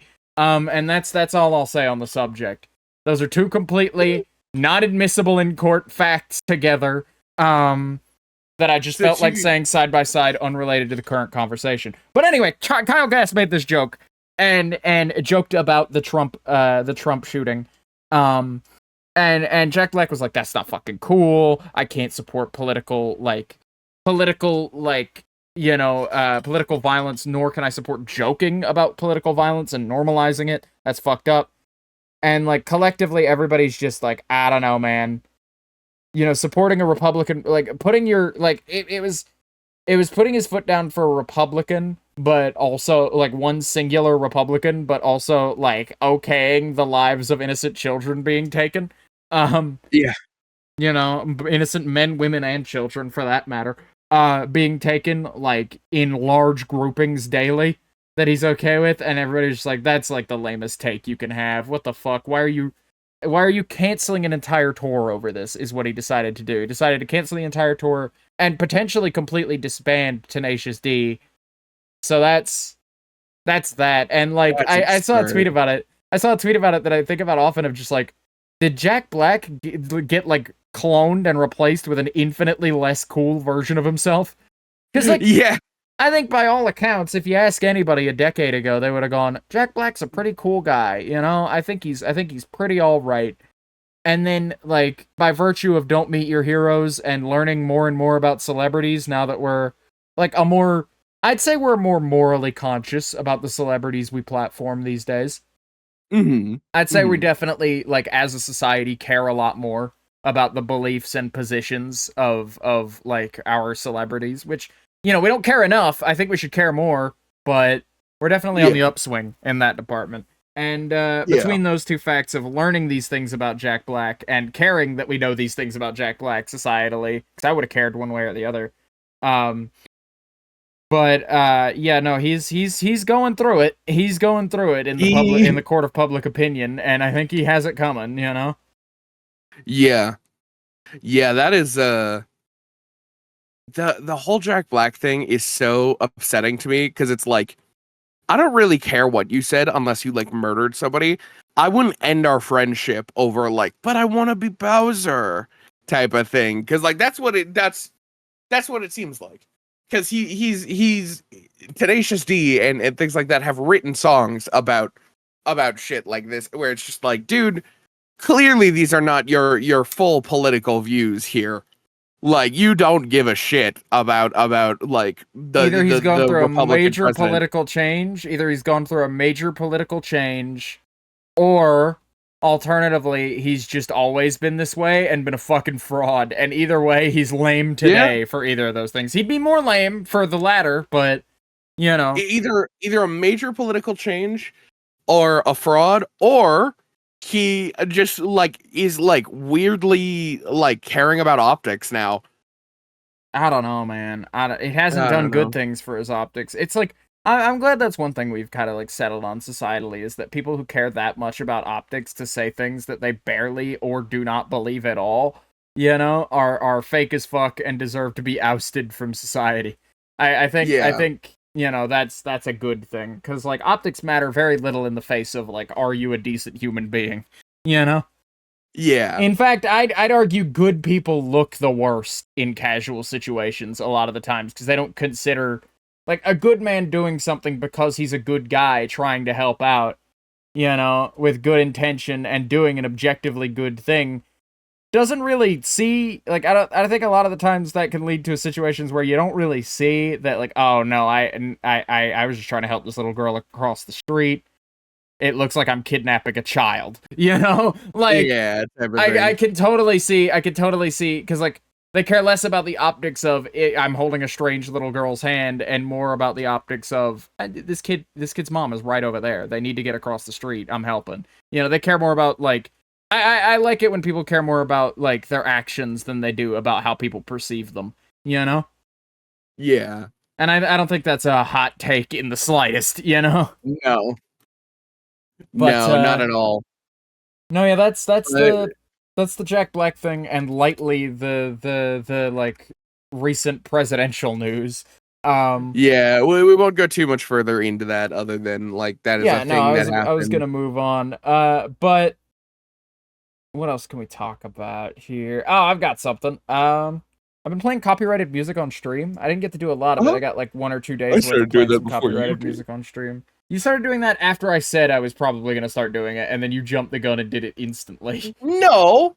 You did it on the 24-hour stream, and then I was like, I think I'm going to do that. And then you were like, I might switch over to that. I've been thinking about switching over to it. You never vocally said that you were going to switch over to it. Okay, well, in that case, I did it first then, because I was playing music on my stream pretty consistently through that 24-hour Well, yeah, stream. but I was the one who properly switched. Yeah, you made the full switch first, but, like, that is genuinely something I had been considering for, like, a long time. It's just, like, I was grappling with the trade-off of the VOD just having no sound at all, other than, like, vocal and gameplay. And then I realized, like, that's enough in a lot of cases. You know? The music is solely supplemental. And so it doesn't matter all that much. But either way, I've been enjoying doing that. I've been enjoying having that in the background, you know, doing stuff like that and being able to experiment more with what I have in the background rather than, like, exclusively the stuff that I know is perfectly safe every time, you know? Yeah. And it's nice to have a change up on music too, because like I don't know how many times I've tuned into your stream and heard the fucking Donkey Kong Tropical Thunder whatever stream it is or song it is. Fuck, Yeah, it's no, not Tropical Thunder. That's a different Tropic Thunder is Tropic that one Thunder is movie. a completely different thing. Yeah, But like, yeah, that no, was really one of the fucked tracks from up. Tropical Freeze. That wasn't really Well, fucked up. You just got a fucking name no. confused. No, I was just saying, like, I was thinking about it in the way of, like, Donkey Kong, Tropical Thunder, Lanky Kong does fucking blackface. Fuck Okay. up of you, Lanky Kong. That's We don't what I need to was talk thinking about Lanky Kong doing fucking blackface. Alright. Fair enough. I'm just saying, like, I don't know. We've gotten pretty racy in this video already. I don't know if I wanna push it. Fair enough. But no, yeah, the licensed music on stream has been a big boon to have like a nice switch up going. Mhm. I haven't gotten to do it a lot because a lot of the games I've been playing recently have music in them, and so like I don't play music in the background if the game's got its own inbuilt soundtrack that plays, because I don't want to like ruin the ambience of the game that I'm playing, you know, with like whatever happens to come on in the background when I'm just throwing music on. But no, yeah, the licensed music stuff I'm having a good time with. I'm still assembling. I realize I'm gonna need more than one music playlist, and in fact, I'm probably just gonna pull from several. But no, yeah, that's where I'm at with that. Is like I'm still sorting that. I'm still deciding exactly how I want to implement that and where and when, you know. Mhm. But it's working out so far. It's working out just fine so far. Yeah. But no, yeah. We speaking of games with their own music in the background, we finished Raft. Yeah. On stream. We played the whole game. It's over. It's fucking Jover. It is. How are you feeling? Because I know you've never beaten Raft. And we did it together. I really liked it. I think that the islands did progressively get better every time. And I think the only reason that we struggled so much with the last one is because we weren't prepared properly. I don't know. I don't think the last one was as good. I think the boss fight we struggled with specifically because we'll be vague as to not spoil anything. But I think the boss fight at the end was the thing we weren't prepared for. I think the parkour course and some of the puzzles were a lot weaker, you know, on that one than they were on like, because like we came off the high of the snow base one, and we did that, and I thought the puzzles in that one were great. The atmosphere was fantastic. The like snowmobiles you get to ride on are neat. Yeah. You know, I thought the act of doing that one built nicely upon everything and still like had a good thing going for it. I think the one previous to that wasn't very good. I didn't think that one was great. I thought the city map was really good. To be fair, we struggled with that one because we didn't have the flippers and shit that we should have. And it would have been insanely easy to make them. We found out later it would have been like Well, 5 we would minutes have of to sailing leave and away come and coming back. Yeah. It would not have been that long. But I feel like I don't know. I feel like there are some spikes in like quality. Like I think every other island is good. I think every other island is good, and the opposite set are like, you know, just kind of okay, if anything a bit monotonous, you know, and a little Yeah. overbearing. But like I feel like generally pretty good game, pretty all right, ended well, you know. Yeah, no, I definitely had a really good time with Raft. I think that it ended well. I think that us taking like a step back and gearing up made for like a more interesting finale rather than just throwing ourselves at it with wooden spears until the thing died. You know? Yeah, But even though we totally could have done that, like we were very close to killing it, turns out. yeah. Yeah. But you know, either way, we geared up and it ended for a better like little finale, I think, and that was good. And then after stream, I didn't close the game, and my character starved to death. So that was the end of that save. Canonical ending. Yeah, but Vox's character like stayed at the island with all the people, and I starved to death on the raft because he wasn't fishing. Yeah, because I wasn't there to fish for him. But no, yeah, that's Raft. We finished that. We had a good time. Yeah. That's probably going to be our final game of that type for a while because we got Willow coming up, and we got to finish Decay because that's part of the thing. I'm still setting that up, by the way. I'm still figuring that out. And you can leave that to me. I'll figure it out. It's just like I couldn't figure it out within the day that I needed to figure it out for that day to be streamable. Yeah. But I'm working on that. But it's probably going to be our last co-op game. But speaking of Willow 3, you're not going to be here for the launch. I don't know if you want to get into that, but you're not going to be here for like the weekend and following week, or is it the week leading up and then the week? It's and the weekend. Days. So I will be gone. Which 8 days? Is that like is the release date on the front half or the back half of that 8 days? The release date is on the back half. So I'm leaving on the 30th. Right. So I'm leaving on the 30th, and I will be back the 7th, I think. So it's on the front half, then, not the back half. It's dead in the middle. The third and fourth. The second and third. Oh, yeah, that it is on the front half. Yeah. I was looking at the third and fourth. We're allowed to say, by the way, because they already said it last week's episode, and they already said it before. But I was on stream with Bush, because Bush yanked me into his stream, and we were talking. And I wanted to tell him about how I almost leaked the thing. I wanted to tell him about that early. I had nothing else to talk with Bush about at the moment. So I was just like, I almost, so about the release date of Willow Season 3, and he goes, on the 2nd and 3rd, yeah? And I go, oh, well, I guess that's common knowledge. All right. Yeah. So, hey, I guess that is common knowledge, so we can talk about it. Yeah, we're going to work you in late, and it seems like Twig can't make it either. So I'm going to have a little solo day. I'm gonna schmooze and hang out with everybody and be alone, I guess. It works really well for my character. It's like... It not really well for your character, but... and then it does work really well for your character, I think. I think it's better than if you were there the whole time. And then for Twig's character, it also works because I can come up with excuses for them in character. It doesn't matter. But not to spoil our character plans here or anything. But that's what we're looking at. Is Jed is gonna miss the launch, and then miss like pretty much the entire first week of the server. Yeah, pretty much. And then will not be back until the 8th. So Jed's gonna show up super late.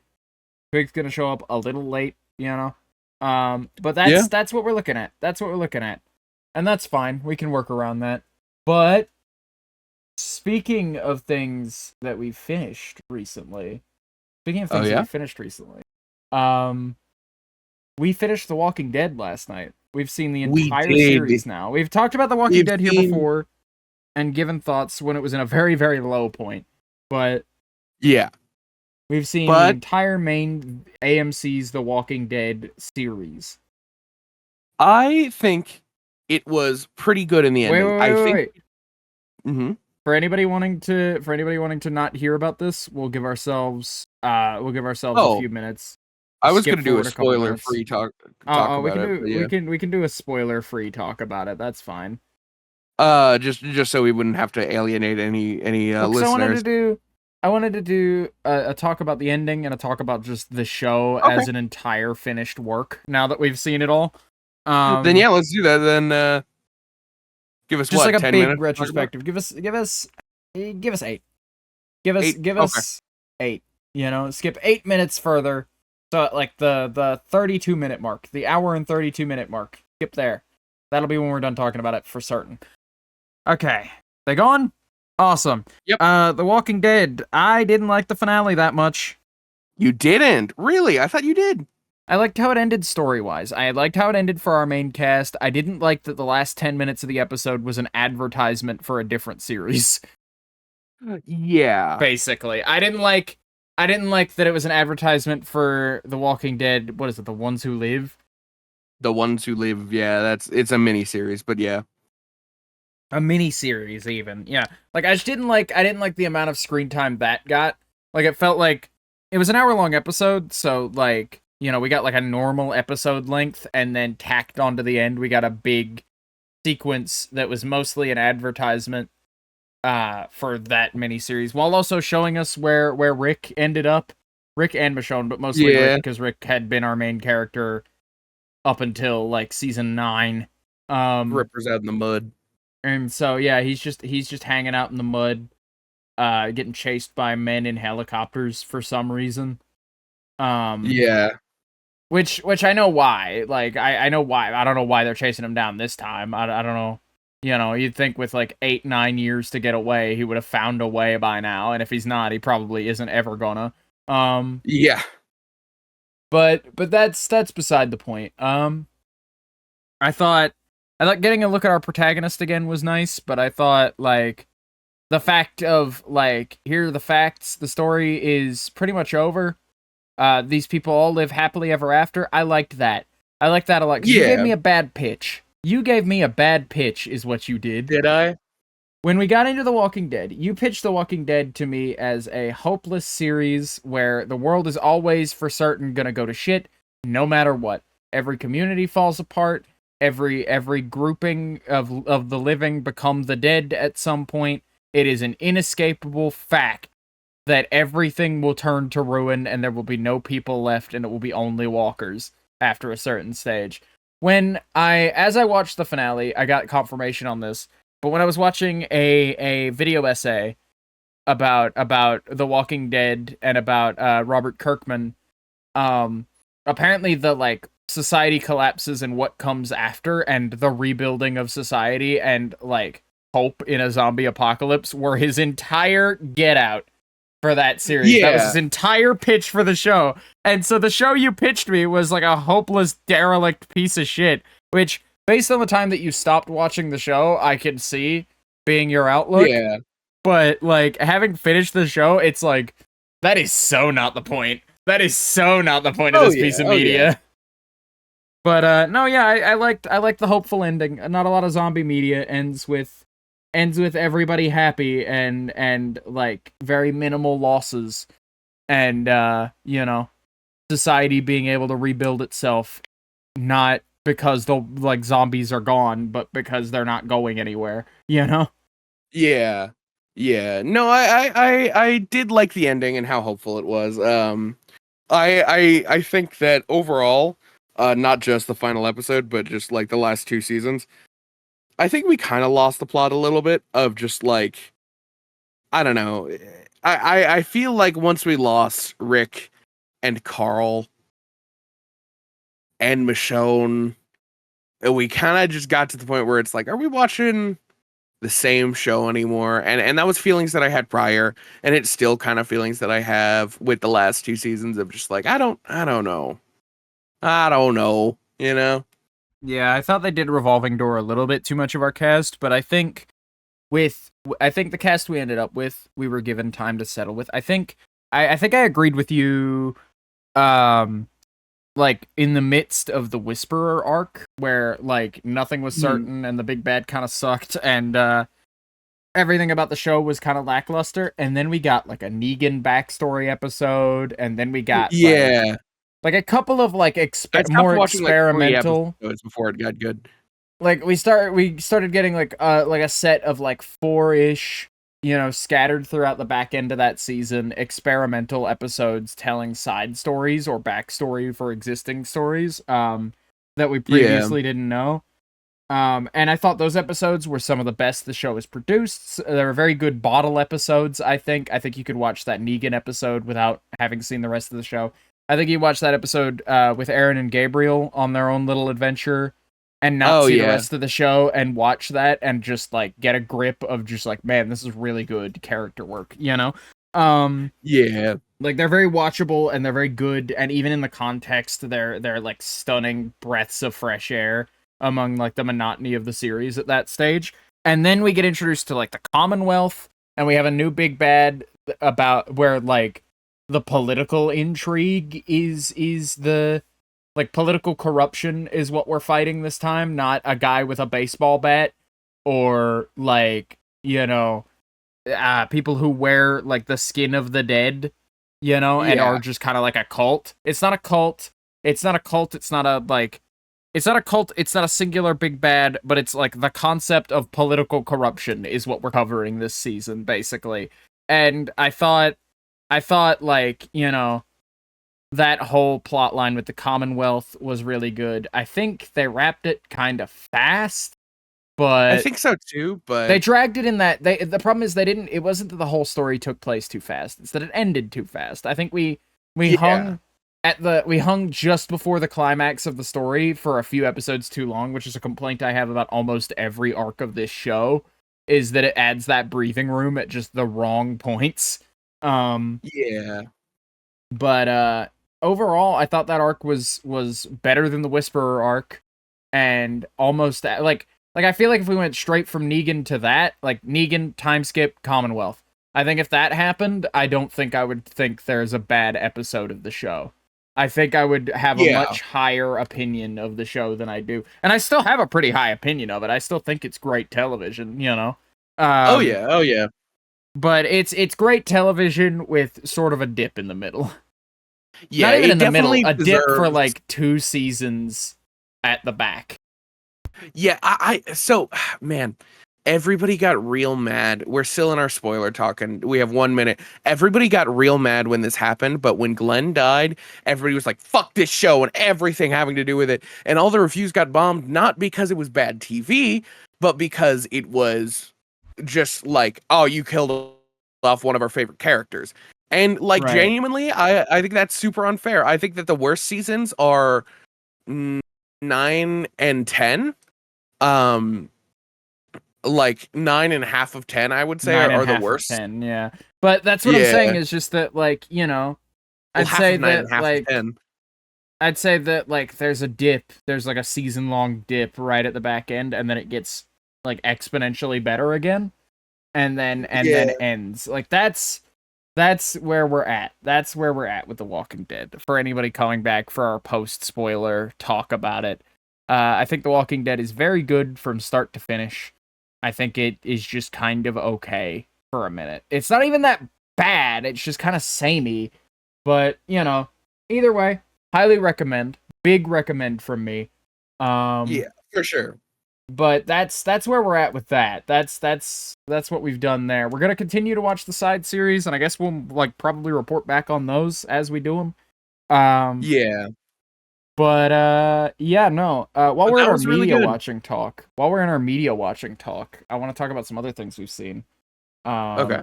Particularly, I want to prioritize the fact that we've continued our Kevin Smith filmography watch through, which I don't Yeah. mind talking about throughout because it's like, you know, just a couple movies a week usually, sometimes more, sometimes less, you know. And so like Yeah. we just have a couple to talk about. This What time, have we between seen now this and week? last time we talked about it, that was 2 weeks ago. We've seen Chasing seen- Amy, Dogma, Jay and Silent Bob Strike Back. Those are the 3 films Okay. we've seen, and we're gonna Dogma go. was fantastic. We'll talk about them. We'll talk about them one by one. We'll talk about them one by one Okay. in order. So starting with Chasing Amy. Again, we're gonna be a little vague. We're not gonna spoil anything like major about the film. We're just gonna talk about our thoughts and opinions about like the topics therein and the plot and like the characters and whatnot. So Chasing Amy.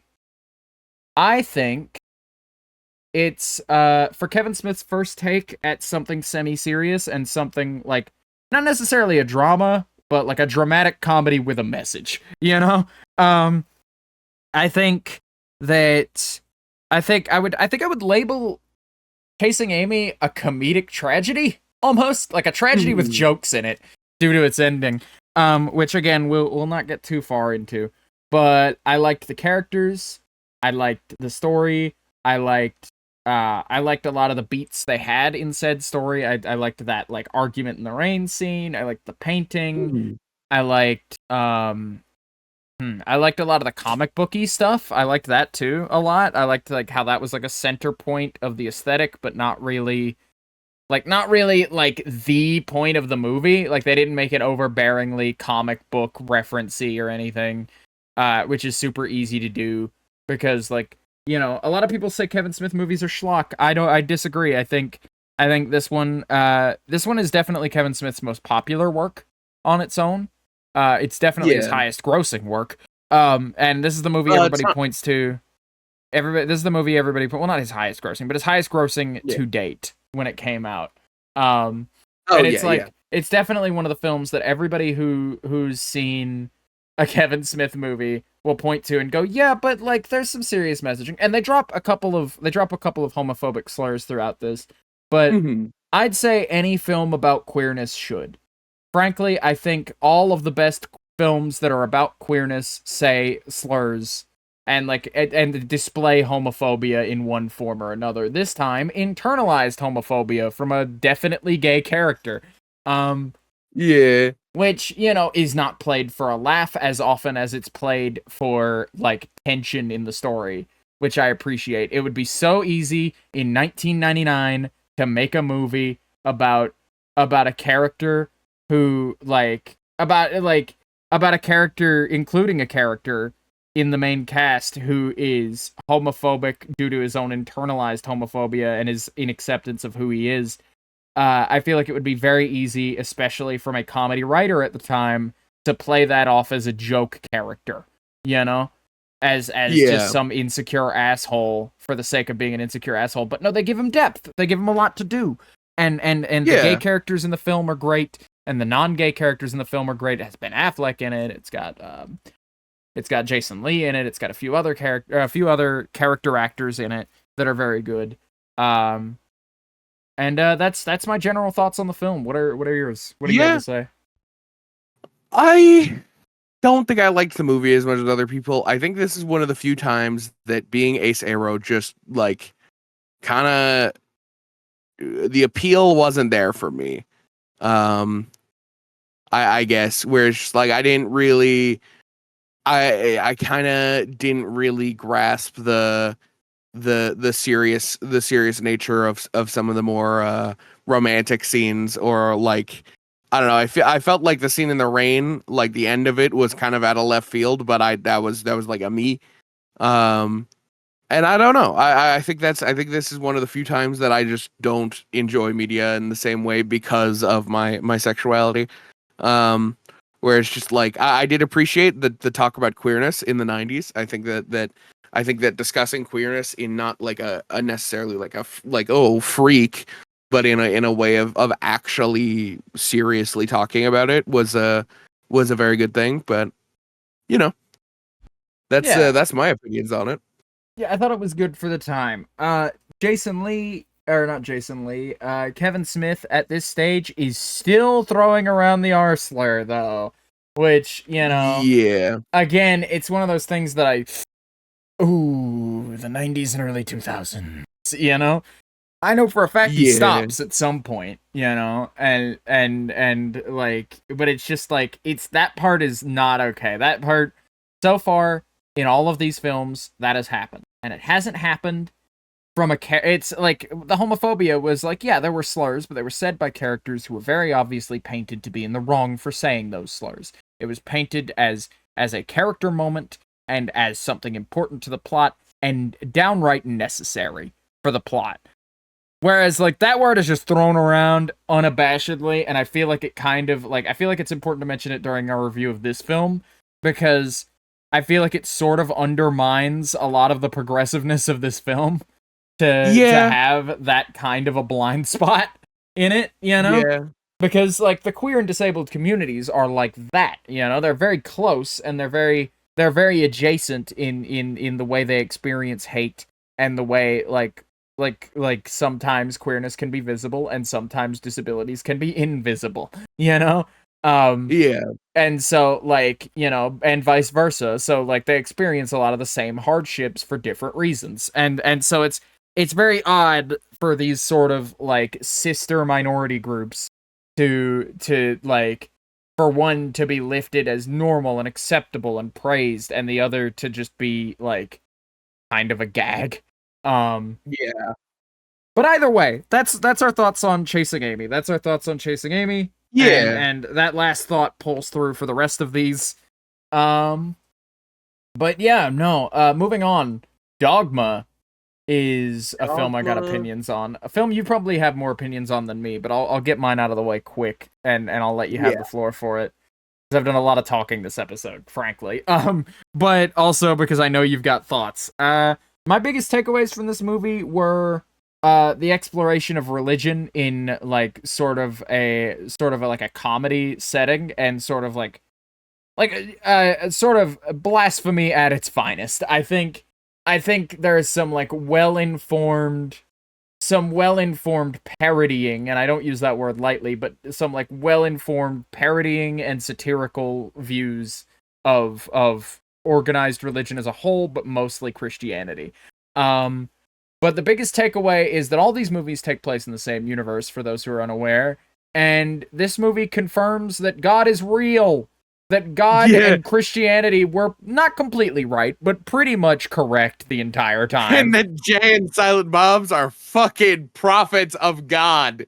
Yeah, Jay and Silent Bob appear in this film as well as all the previous films. There are running side comic relief characters for most of these movies, and they play. This is their first time, I believe. I mean, I actually no, they were big in Mallrats. They were kind of big in Mallrats, and they you know, but they play side characters in every other film to date, at this point. And then Dogma, they actually get to be, you know, they get to be prophets of God and get to, like, accompany our main character in this, like, road trip movie, you know, all the way across the movie. And they get to be, obviously that makes them part of the main cast, and clearly, to my eye, this was an experiment to see if Jay and Silent Bob could work in a longer form setting. And I think they did in this case. I think Jay and Silent Bob serve the plot nicely, especially when there are other things to cut away to every now and again. But I love Jay and Silent Bob. They don't ever get old for me, but I can definitely see how they would get old for people who aren't entirely fond of those specific characters. But your opinions. Opening the floor to you to talk about Dogma, because whereas like you are an asexual. You're an asexual, so like the sexual theming of Chasing Amy didn't really hit.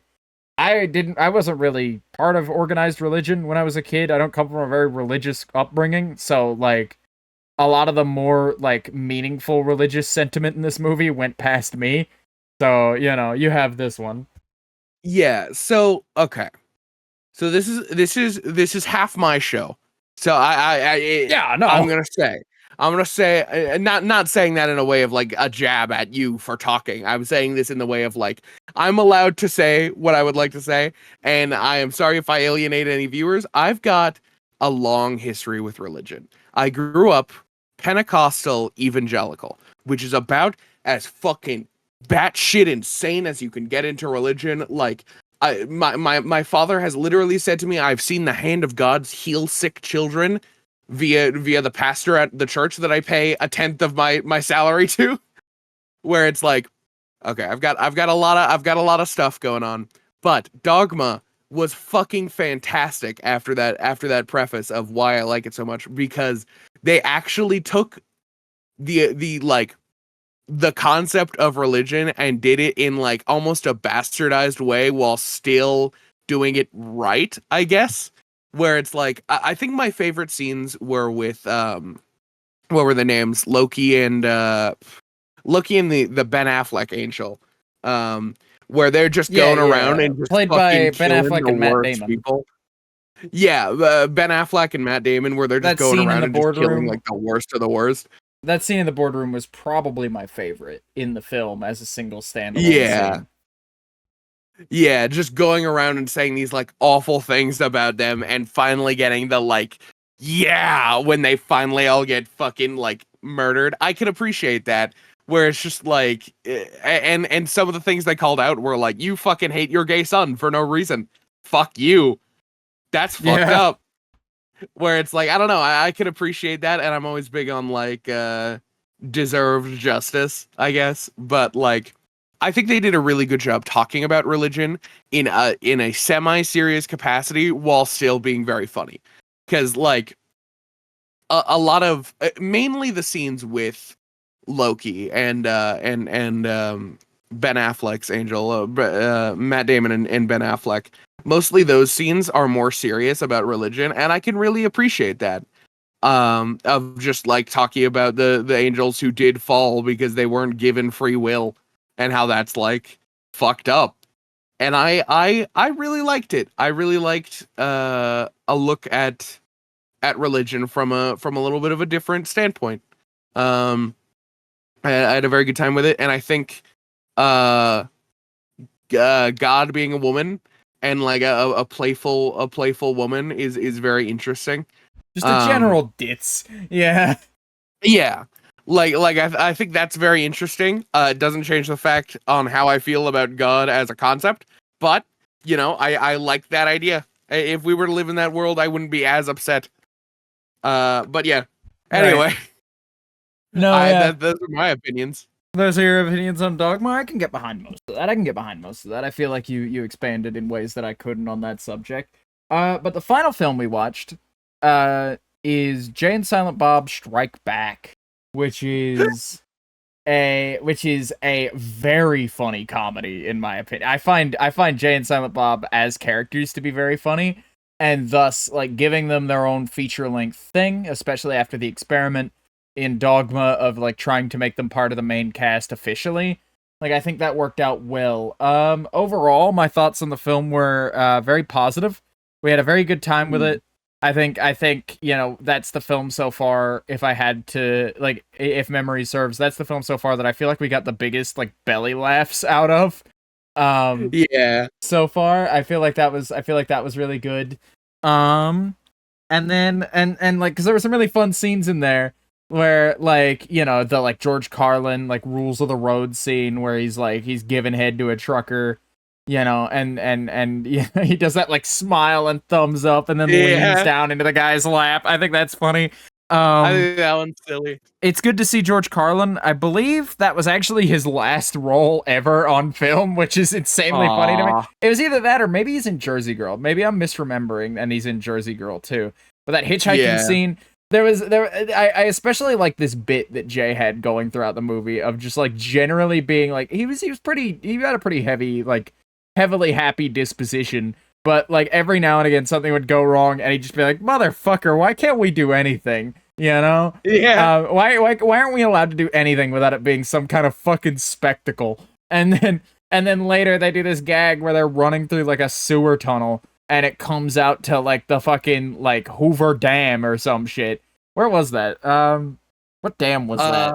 I'm not familiar with my dams. I don't remember. I think it was just like a dam. It was just like they came out of a dam and zoomed out, and the tunnel was like an exhaust from like a dam. And Jay, top of his lungs, it rings out through the canyon. He just goes, "The whole fucking world's against this dude. I swear to God," you know. And it's just like I think we've all been there at some stage where it's like I can't fucking believe this shit, you know.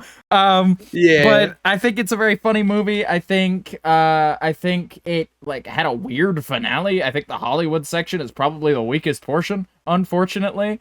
But I think, you know, I think that portion mostly suffers from pacing, and also a lot of the jokes being like, man, this is funny to me, Kevin Smith, a nerd in 2001, where it's like, dude, it's 2024. The like, look kids, it's Mark Hamill, and him being like cock knocker are pretty universal. But like the guy from Dawson's Creek and like a few other smaller references weren't really the kid from American Pie, the pie fucker. I think that's a pretty universal joke. Like I haven't seen American Pie. I don't think. Well, I think even if you haven't seen American Pie, I'm pretty sure you're familiar with the fact that like it's a film about the adolescence. It's a film about like growing up and being a horny teenager, basically. And at one stage a kid fucks a pie. Like that's I'm aware of the bit of like fucking a warmed apple pie is equivalent to like the human vagina type of thing. Yeah. Like I think that's you almost quoted it word for word, but I think that's like to the point where that's like pretty much like an ingrained American pop culture thing where it's like it's a thing where like it's that thing where like even if you haven't seen Star Wars, you can lay out the plot of Star Wars pretty effectively simply by all the parodies and all the description of it. But speaking of Star Wars, a lot of Star Wars references in this one, including the title. I'm not a big Star Wars guy, but I still had fun. But you know, that's my thoughts. I like Jay and Silent Bob. A lot of people tend to find them grating, especially in these like solo outings where it's like all Jay and Silent Bob. And I guess I can see that. Like I said, I can definitely see where people would get that notion. I had fun. I had a good time. God damn it! And I won't let anybody convince me this movie fucking sucks because it's fine. It's pretty good. Anyway, I was happy to see Randall and I'm blanking on the other. Right, we got to see Dante and Randall from Clerks. We got to see them. We got to see the Quick Stop again. We got to see RST Video, and which is still a video store, and was a record store in the 70s, and is now a video store, or was a video store in 2001, and that evolves eventually into a gag in the third movie, which I might spoil. If you know what, I will. It's such a simple gag. It's a dispensary. It becomes a dispensary. Like, so that's like, I think the RST Video thing just like evolving with the times, like them making a record store in the 70s and a dispensary in the 2020s. I think like that works. I think that's a gag that unintentionally throughout these films really lasts. And that's what Jay and Silent Bob Strike Back is a lot of. It's a lot of, because Jay and Silent Bob are in all these movies and they know all these characters on a personal level and interact with them. And so, like, when you give Jay and Silent Bob their own movie, you end up, you know, as a byproduct, running into a bunch of these characters. Fucking everybody. You know, you get to see the Clerks. You get to see, the main duo from Chasing Amy. You get to see the characters from, you get to see, like, do you get to see anybody from Dogma? I don't think so, because like the angels are dead and God is gone. I think maybe the main character from Dogma was in like the final scene where they were just like everybody was walking out of the theater. Oh right, no, there's that theater scene where literally you got Steve Dave. I started reading the Clerks comics in the background while I was doing other stuff. Steve Dave is a big player in the Clerks comics. Oh yeah, but no, yeah, Steve Dave exists in that final thing. A bunch of the characters from Clerks reappear again. And a few other places. Mallrats. Mallrats is the other one that we get a bunch of characters from. We get to see what became of like the comic book guy, also played by Jason Lee. From Mallrats is up to, he does his like shitty pretzel thing again. Like he references that almost directly.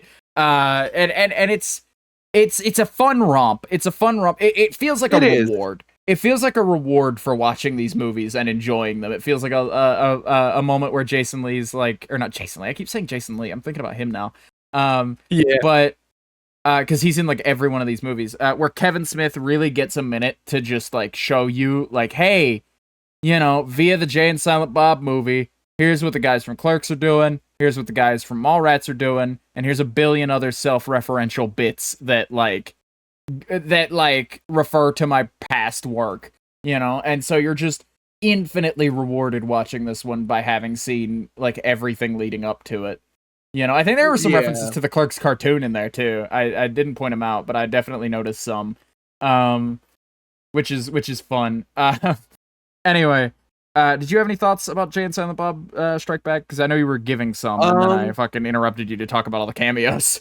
Yeah, I enjoyed the movie. I enjoyed seeing Dante and Randall again, mainly because it reminded me how much Dante and Randall's like fucking dynamic is similar to ours. I think, to some degree, whereas like I had a good time seeing that. I had a good time, just overall. You know, I think we like lost the plot throughout it a few different times of just like, okay, we're doing a diamond heist now. All right, fuck it. Yeah. But that is just Jay and Silent Bob. Like if we were to follow Mallrats from Jay and Silent Bob, we would have lost the plot like 3 or 4 times, man. You know, because they did just fuck off to go do other things and then come back, or like, you know, like they were just hanging out in the mall, you know, doing their own thing for the most part, and we caught them like they kicked the shit out of the Easter Bunny, just not even because they were asked, but also because they wanted to, you know, like they were told like already ready. Yeah, no, like, they were asked, like, hey, I need you to beat the shit out of a guy. And they're like, who is it, the Easter Bunny at the other end of the mall? And they were like, no, it's a different guy. And they're like, can we still do that anyway? And they're like, yeah, no, go ahead. And so we get a scene of them, like, in between, like, getting in line with all the kids and then beating the shit out of the Easter Bunny. But that's Mallrats. I think Kevin Smith's filmography as a whole, and especially at this point, is pretty strong. You know? Mm-hmm. We're definitely in a weaker point of it, in my opinion. We're definitely at a stage where things aren't quite as sharp as they were in Clerks. Yeah? He's definitely settling in though, and that's what I attribute that to. Is like the man's made 4 films. He's finally settled in. He's ready to just do whatever at this point. And I feel like you know his like comedy prowess and things like that pretty much only get better. From this point, with you know, including his dramatic prowess as well. I feel like he gets way better at that too. But yeah, you know, you'll see, and we'll report back on our group watching those, because it's been years since I've seen these movies too, and I've never watched them fully in order. You know, like I've never watched them in release order, so I can't wait to, you know, continue that trend. So hopefully by next week we will have watched Jersey Girl, Clerks 2, and Zach and Miri Make a Porno. Zach and Miri Make a Porno. Yeah, that's what I'm hoping for. I really want to get to Clerks 2. I'm very excited about Clerks 2 now. Yeah. I did preface before we even watched Clerks 1 that Clerks 2 is kind of bad, but the closer we get to it, the less I'm dreading how like bad it was when I saw it the first time, and the more I'm thinking about just like, oh man. I do remember the like finisher of that film being very fun. I remember that film just being a very fun movie despite it being bad. So I'm hoping that's the case, you know? But, no, hopefully we will have watched... I think we could commit to watching 3 more of these. We only watched 3 in 2 weeks. We only got to see 3 in 2 weeks, because it was a really weird 2 weeks. But I think we'll definitely ramp up. I think we'll definitely be able to knock those 3 out, no problem. And we'll be able to report on that. I'm excited about that. Wrapping up our films we've seen, we watched Rambo 2, and you had some thoughts while we were watching it about Kojima. Rambo 2 and Metal Gear Solid 3 are like very, very similar plot-wise. Kojima is fucking not discreet in the slightest about it. That's about all.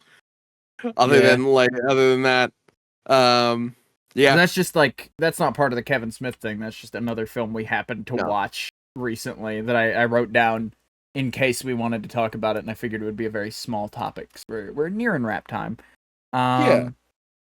But next week, you want to talk a little bit about what we're doing next week? Because next week we're not having a guest. Next week we're doing an away episode of the podcast because you'll be away. No.